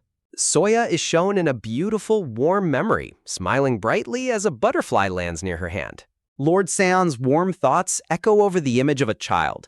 They're children who should be shining brightly, just by running around with happy smiles. The aide's jaw drops in disbelief as Lord Seon firmly states, "So I plan to abolish this strange custom from now on." Lord Seon smiles serenely, his majestic aura radiating brilliantly against a magical blue backdrop. A close-up showcases the elegant floral embroidery of Lord Seon's pristine white robes. Lord Seon's thoughts turn back to Soya. More importantly, that scented sachet no one else could smell. How is it that Cotton Puff was the only one who could smell it? Lady Sarah stands elegantly with his hand on her chin, deep in analytical thought. Lord Seon asks in concern, "Cotton Puff's spirit core is different?" As Lady Sarah inspects the sleeping child and answers, "Yes, it's hard to tell right now since it's damaged, but..." A small, damaged blue spirit core glows softly over Soya's chest as she sleeps peacefully. Lord Seon's thoughts linger in the quiet darkness. Just as Sister Sarah said, maybe Cotton Puff's spirit core really is different. The next day arrives and Soya groans weakly from her bed, thinking, I can't open my eyes. Soya sits up in bed and stammers, "Good morning, Sanho, Yenjong," while nervously wondering, why are they smiling like that as they approach her excitedly. Sanho happily announces, "Starting today, I, Sanho, have been appointed as your official bodyguard," while Yenjong chimes in, "And I get to keep serving you as well." Soya gasps in sheer delight, her pink eyes sparkling with immense joy and disbelief. Surrounded by beautiful, blooming purple flowers, Soya wonders to herself in a daze, "Am I really family with Lord Seon now?" Clutching her clothes tightly, Soya's heart races as she tries to process her incredible new reality. Yanjong brings a tray of food to the table where Soya and young Master Gahyun are sitting and drinking tea. Suddenly, Baek Gayul bursts through the sliding door and asks in shock, "Is it true that you decided to live in the White Tiger Palace?" Young Master Gahyun smiles warmly and asks, "Did you sleep well, Soya?" While the energetic silver-haired boy next to him grins and waves. Gayul grabs Soya's hands desperately, prompting Soya to stammer nervously, "Oh, well, that is..." Gayan facepalms in deep exasperation and corrects the girl, "Baek Gayul, you should call her Soya from now on." Gayul hugs Soya protectively and declares, "My little sister, not that dumb white-haired tiger's," leaving the silver-haired boy to yell in shock, "What? Right now?" Gayul holds Soya close as a text box notes, "You're both 9. Gayul panics in disbelief, crying out, "That can't be. He's lying, right?" While Soya sweats comically and laughs sheepishly. The silver-haired boy boasts proudly, "And call me older brother too, Brown Tiger," leading Gayul to scream, "No way," as Gahyun deadpans, 9 or 10, it's basically the same. A close-up shows Gayan's elegant blue sleeve as he gently reaches out to Soya. Soya looks up shyly and hesitatingly says, "Ah, yes, yo, older brother," to Gayan, who smiles down at her warmly. Gayan smiles with pure warmth and affection, pleased by Soya's adorable response. Soya blushes crimson and covers her face shyly, her eyes wide with bashful happiness. Gayan, Soya, and the silver-haired boy stand together in the study, enjoying a lively and peaceful conversation. "Yes, Brother Yul." Soya beams with a warm, bright smile, feeling incredibly proud and happy. The silver-haired boy stands tall and proud, showing off his cute white tiger ears and striped tail. As the children gather in the study room, Gael suddenly realizes something and asks her brother, "Why did we come here again? Brother, why did we come here?" While Gayan mutters under his breath, "Dumb tiger." Gayan clears his throat awkwardly, trying to steer the conversation back on track. Gayan steps forward and gently takes Soya's small hand in his, looking down at her with immense care. Lord Seon clasps his hands together and smiles serenely, his heart filled with warmth as he watches the children interact. The four children stand together, their faces lit up with bright, joyful smiles as a peaceful, warm atmosphere surrounds them. As the children chatter, the brown-haired aide carries in a stack of documents and asks in concern, what if Soya gets hurt? The aide carries the papers forward, glancing back at Lord Seon, who remains seated calmly at the desk in the background. Lord Seon rests a finger on his chin and replies with a confident smile. Yes, definitely. Lord Seon teases his aide. Too bad for you, Jukyang, for not having a daughter. Jukyang sighs and retorts grumpily, well, thanks to a certain someone, I work every single day and haven't even been able to get married. Lord Seon continues to tease, is it my fault that you aren't married? It's just a lack of ability on your part, leaving Jukyang completely speechless and fuming in exasperation. Lord Seon freezes in surprise, a look of sudden panic crossing his face as a realization hits him. Lord Seon leans in and asks his aide with an incredibly serious face, trying to understand the situation better. Suddenly, a realization strikes Lord Seon like a bolt of lightning as he remembers Soya's bright smile. Lord Seon tries to defend himself, stammering, that's just because Cotton Puff needs time to adjust, but his aide quickly counters, yet she had no trouble calling the young master's older brother. Jukyang smiles smugly and remarks, to call the clan leader father, his personality is a bit, driving Lord Seon to scream out in comical rage. Dramatic and sulking, Lord Seon flings open the window, letting the papers fly away. Jukyang panics and yells, clan leader, are you going to keep acting like a child? The important documents are flying away. A floating document drifts down, showcasing the drawn portrait of a mysterious masked man, presumably a suspect. Reflecting on the investigation, Lord Seon notes, we interviewed the child of the Silver Tiger clan, but we still haven't caught the culprit. Who did such a thing, and for what reason? Was it simply to help the Silver Tiger clan? An ominous shadow looms over the memory of a mysterious woman hidden behind a delicate, flowery veil. A dark purple stain splatters across the elegant floral fabric, signaling a sinister undercurrent to the unfolding events. As Jukyang tidies up the scattered papers, he suddenly remembers and asks, oh, by the way, shouldn't we also inform Lady Chungha? Jukyang adds thoughtfully, she is the mother of the young masters after all. Technically, since she became Lord Seon's daughter, doesn't that make her Lady Chungha's daughter as well? Hearing this, Lord Seon's expression turns solemn as he gazes downward in quiet contemplation. Wisps of fragrant smoke slowly rise from 3 incense sticks burning steadily inside a golden vessel. Lady Sarah gently holds Soya's hand and smiles warmly, observing, it seems you've been taking the restorative medicine I sent, little one. Your spirit core is in much better condition. Lady Sarah explains, to nourish a spirit core that was separated from your body, it would be best to undergo beast transformation often so it adapts to your body. But since you're afraid of beast transformation, what should we do? Soya looks up with wide, anxious eyes, her expression filled with worry over the thought of transformation. Lady Sarah reassures her, saying, once you get a bit healthier, you'll go through your first growth phase and awaken your special ability. Soya looks up, her eyes wide with hope as she gasps, really? With a bright, beaming smile, Soya replies excitedly, yes. Lady Sarah gazes down at Soya, momentarily flustered by the little girl's pure and adorable reaction. Soya fidgets nervously, clutching her hands together as she waits for Lady Sarah's response. Shifting her gaze away quickly, Lady Sarah crosses her arms and huffs with a light blush. No, of course not. Soya closes her eyes and giggles shyly, her face flushing a soft pink in absolute adoration. Lady Sarah regains her composure and tells her, you may leave now, and Soya bows politely, stammering, yes. As Soya walks through the serene palace garden, she sighs to herself, thinking, changing how I address everyone is so hard.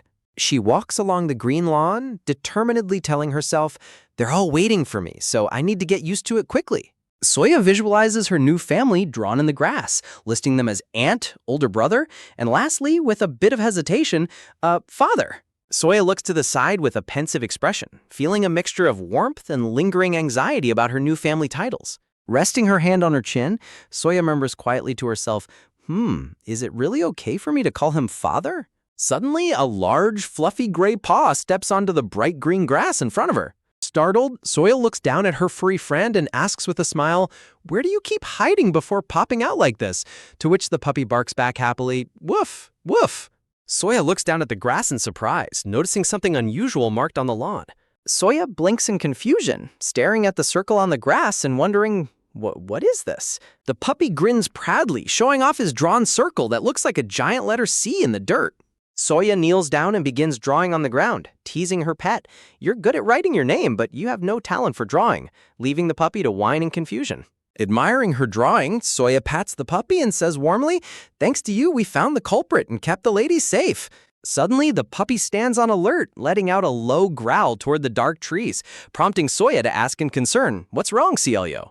A rustling sound echoes from the treetops as a dark boot steps onto the lush green grass. Hidden behind a massive tree, a masked assassin grips his dagger tightly as Soya walks past with her large gray wolf, Cielio. Soya walks calmly alongside her wolf companion, unaware of the hidden danger lurking nearby. The assassin watches them closely from his hiding spot, his eyes filled with intense focus. A mysterious figure plots in the shadows, determined to disrupt the three great clans so the Yellow Dragon's bride cannot hold out. Chained in a dark stone dungeon, a captive is questioned by a mysterious voice, asking if Hundin, one of the four perils, can handle the task. Feeling a strange presence, Soya wonders if there is a bug in the trees, while the assassin curses his failed plan from above. Frustrated by the unexpected setback, the assassin thinks to himself how perfect his plan would have been if not for that child. Soya gently pats the soft fur of the gray wolf, finding comfort in his presence. The assassin recalls with frustration how Soya was somehow able to smell his scent and expose him. During a grand family dinner, Baek Saon announces that Soya's adoption is officially complete, declaring her as Baek Soya. With a proud and loving smile, Baek Saon tells her to introduce herself to everyone as his beloved daughter. Overjoyed by his words, Soya beams with a bright, pure smile and happily responds to Lord Seon. Soya looks down shyly, holding her chopsticks with a soft, grateful smile on her face. Yul excitedly points out that they both share Baek in their names, while Gayan tells him to stop being stupid.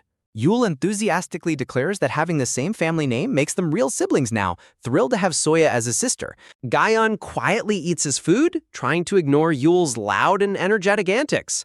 Soya giggles bashfully at her brother's playful bickering, feeling a warmth she has never experienced before.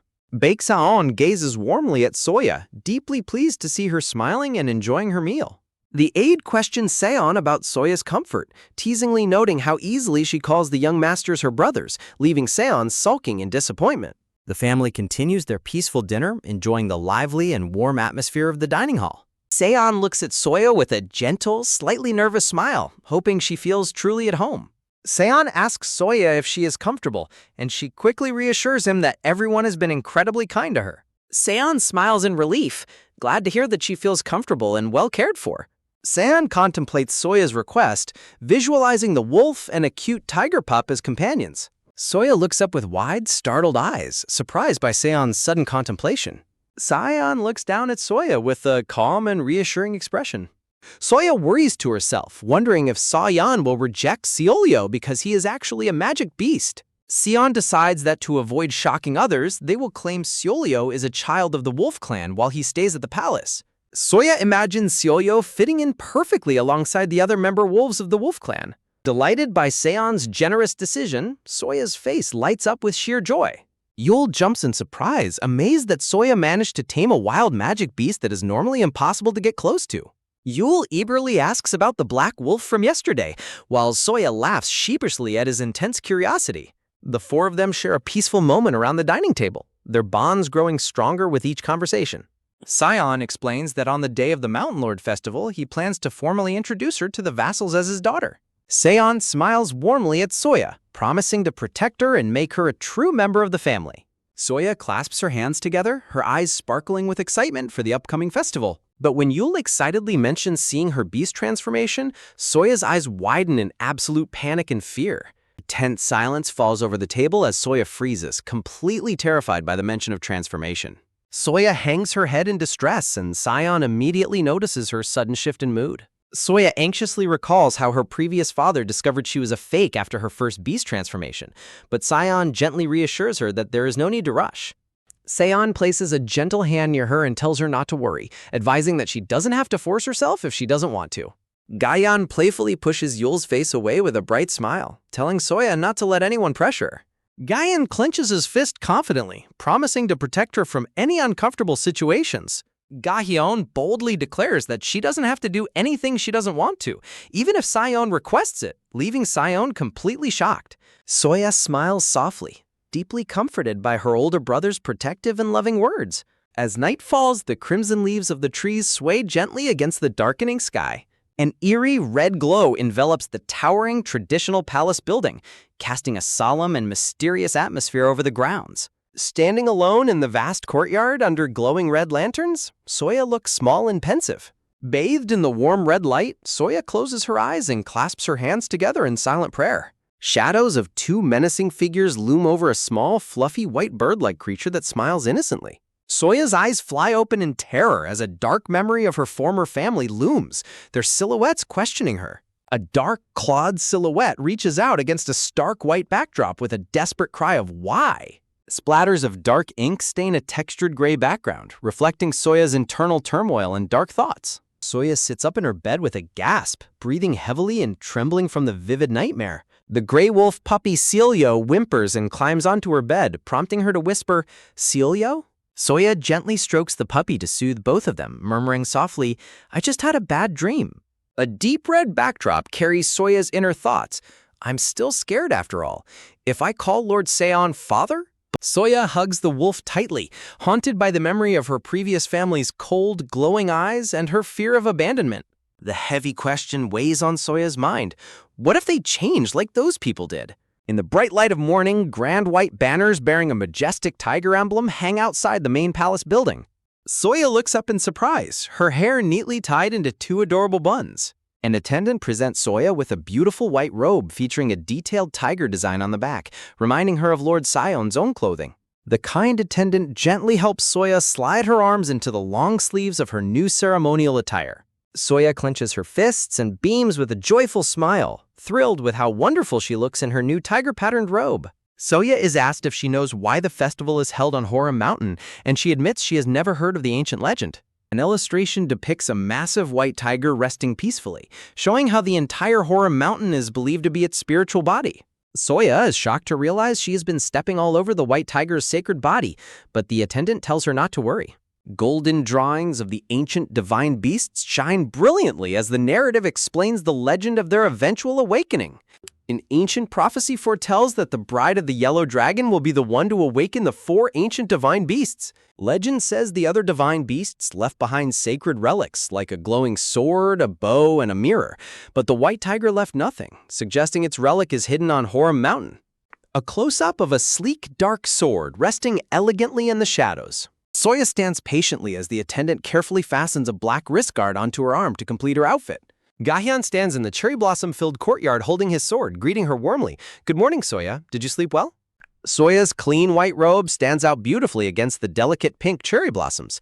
Soya runs toward her older brother Gahyun with light, cheerful steps. In the background, Baek Sion effortlessly carries a struggling Yule like a sack, who loudly protests, "I can climb up on my own, even without a palanquin." Soya watches her family's lively antics with a look of pure wonder. Soya's attention is drawn to the gentle beastkin carrying the palanquins, which look like large, docile wild boars. Soya gently strokes the nose of the wild boar and politely says, "Please take good care of me today." Suddenly, Soya hears a low, protective growl coming from behind her, causing her to freeze in surprise.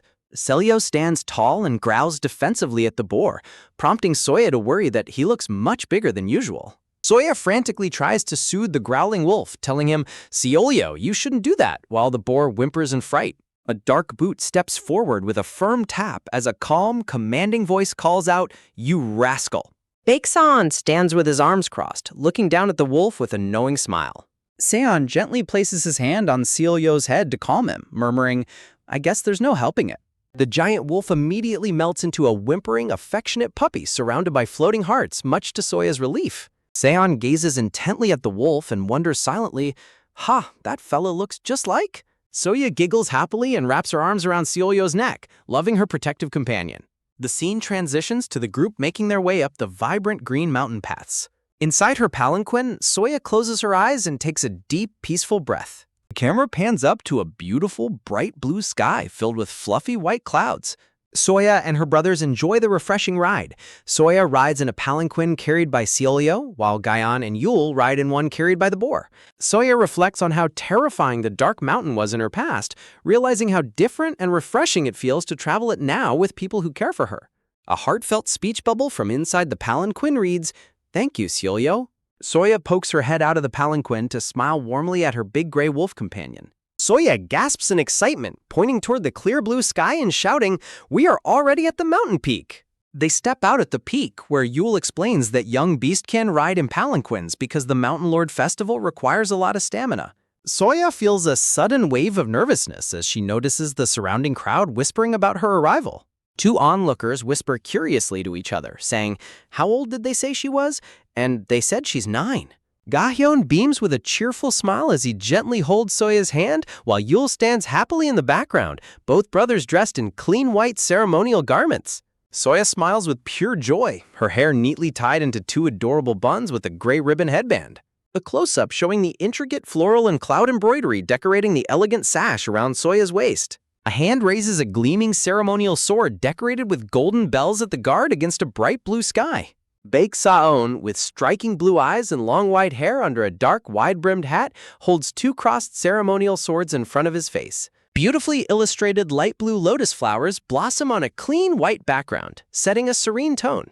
Baek Saon performs a grand ceremonial dance, wearing a majestic white tiger pelt cape and a tiger mask. Seon stands regally on the stone steps under a tiger mask, raising his sword as the crowd erupts in cheers. Soya gasps in sheer amazement, holding her hands over her mouth as she watches the spectacular ceremonial dance. A nobleman with long purple hair and others in the crowd clap enthusiastically, enjoying the lively festival atmosphere. Seon gracefully walks down the stone stairs with his long white cape flowing behind him, while Soya and her brothers watch in admiration. Soya is caught completely off guard as a pair of large, gentle hands suddenly reaches out to lift her up. Baek Saon cradles Soya in his arms with a warm, loving smile, while Soya looks surprised but deeply comforted. Onlookers in the crowd whisper and talk quietly among themselves, watching the family's warm interaction. A grand white banner bearing a majestic black tiger emblem flutters proudly against a clear blue sky. An adorable illustration introduces the jar of illusionary beasts, explaining that the young beastkin who hunts the most illusionary beasts will become the Mountain Lord. Baek Saon and an official holding a scroll stand before the large black jar on the stone platform as the young participants gather. The kind official smiles and raises a finger, warmly explaining the rules and announcing the official start of the hunt. A cute young beastkin girl with brown hair excitedly dashes forward to begin her search. Yule runs forward with an eager and determined smile, excited to participate in this year's hunt.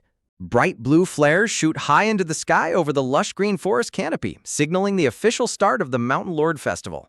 Soya stands startled in the clearing as cute illusionary tiger pups suddenly dash past her.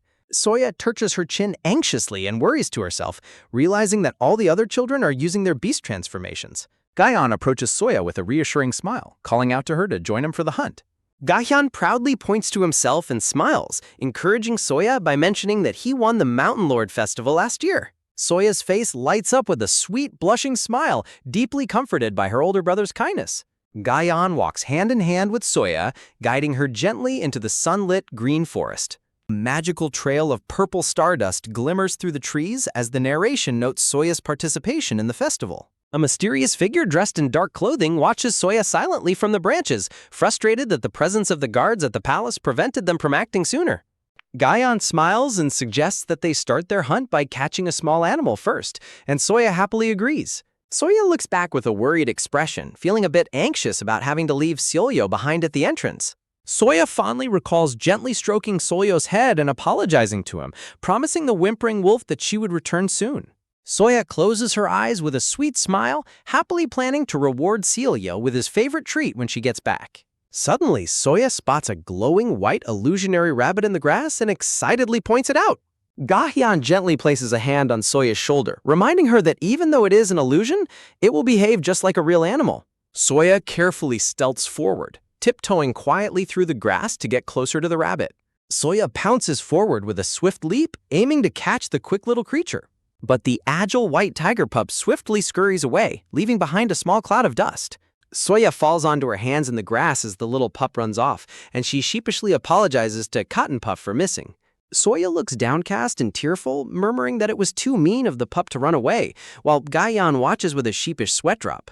Gahyeon points quietly toward a cluster of bright yellow flowers, whispering for Soya to look over there. Soya gasps in surprise, covering her mouth with both hands as her eyes sparkle with newfound hope. Together, Soya and Gahyeon sneak slowly and carefully toward the vibrant yellow blossoms. Soya pounces onto the yellow flowers and successfully catches a cute little brown squirrel resting inside one of them. Thrilled by her success, Soya beams and holds her hands together, exclaiming, "I did it," as Gaion laughs and praises her. Soya proudly looks down at her hands, overjoyed that she managed to catch the squirrel entirely on her own. Eager to share the good news, Soya runs cheerfully through the sunlit woods to find her other brother. Suddenly, Soya freezes in her tracks as she overhears voices talking nearby. Behind a large tree, Soya overhears two people gossiping and questioning why Lord Seon would adopt an unknown winged beast who cannot even transform. Soya's eyes widen in shock and deep hurt as she overhears them claim that the rules of the Mountain Lord Festival were changed entirely because of her. Soya looks downcast and dejected, holding her hand close to her chest in silent sorrow, still stung by the gossip she overheard. Sensing her distress, Gahyeon gently places his hand on the back of her head and asks with concern, "Who said that to you? I don't know what you heard, but it's all nonsense." As the memory of her past trials with the Vermilion Bird clan surfaces, Soya recalls how differently she was treated there. Tears well up in Soya's eyes as she remembers the deep hurt of being cast aside. Gahyeon looks at her earnestly, saying, "That's right, you said the Vermilion Bird clan abandoned you during your first beast transformation." Placing his hands firmly on Soya's shoulders, Gaion looks directly into her eyes and reassures her, "You said you were a fake, but they are the ones who are fake, not you." Soya's eyes widen with tearful wonder as she absorbs her brother's comforting and powerful words. Gahyeon holds her close and makes a solemn vow, saying, "I promise, I will protect you and be your shield forever." Suddenly, Gahyeon's eyes widen in alarm as he senses something amiss in the quiet woods. In a sudden shift of action, Soya pounces forward and successfully catches a cute little deer-like creature, crying out in excitement, "Got it!" Glowing with magic, Soya stands in the middle of a vast, sunny meadow as she continues her hunt. Counting her captures, Soya beams with pride, saying, "That's already the 5th one. Even if I don't become the Mountain Lord, my hunting skills are second to none. But why is it so quiet?" A sudden chill runs down Soya's spine, and she thinks to herself, "I should tell Brother Hyun we should head back to where the others are." Soya turns around in fear as the wind rustles the trees, revealing a mysterious dark silhouette lurking in the distance. The masked assassin steps forward, asking in a chilling tone, "Do you truly possess the power to sense dark arts?" Terror grips Soya as she recognizes the threat, thinking, "The one from the south, who tried to kill me, but Lord Seon definitely defeated him." Placing a hand over his chest with mock politeness, the masked man says, "It is a pleasure to meet you, little lady. As for me..." Soya stands frozen in place, trembling with fear as the dangerous foe approaches. The masked intruder adjusts his mask and muses aloud, "I wonder why humans are so obsessed with what is merely on the surface." He takes a menacing step forward, but before he can get any closer, Gaion leaps in front of Soya with his sword drawn, shouting, "Stop right there! Don't you dare come any closer!" Gahyeon stands defensively, declaring proudly, "I am Baek Gahyeon, second son of the White Tiger clan, the divine beast of the West. Who are you?" Unfazed, the masked man continues to advance, chuckling, "My, the young master of the Bayek family. This makes things a bit troublesome." But then again, the assassin gazes at Gaion with a sinister look, murmuring, "Your shell does not look too bad either. Perhaps I should take this opportunity to switch." Gaion reacts in shock, stammering, "What?" Soya screams, "It's dangerous, brother," as the masked enemy lunges forward, his sword clashing violently against Gaion's defensive guard. Gaion strains under the immense pressure of the strike, sweat dripping down his face. As they clash, Gaion realizes the terrifying strength of his opponent, thinking, "I have clashed with many while training with the sword, but this is different from master and different from father."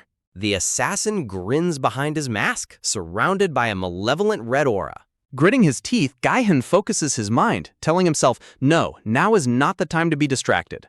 With a burst of determination, Gaion swings his sword, engaging the assassin in a fierce, high-stakes duel. Their blades collide with a resounding clang, sending sparks flying into the air. Gaion pivots gracefully, his feet digging into the grass as he parries another swift attack. With a lightning-fast counter-strike, Gaion slashes his blade across the assassin, sending a spray of blood into the air. The silent clearing of the forest is illuminated by the sun as the masked man collapses onto the grass. Gaion takes a deep breath and sheathes his sword with a satisfying click. Soya runs over to Gaion's side, looking at him with immense relief. Soya's relief is short-lived as she suddenly gasps in shock at what she sees on the ground. The fallen assassin's hand twitches as a voice rasps. As expected, the young master of the Bake family is no easy opponent. Horrible cracking sounds echo through the clearing as the assassin's body begins to warp and split apart. A dark, ominous bubble of energy surrounds him as he mutters, "And here I thought this shell would last a bit longer." The assassin's body splits open completely, revealing a demonic red energy as he smiles wickedly, saying, "Well, since a new shell is right in front of me, I have nothing to regret."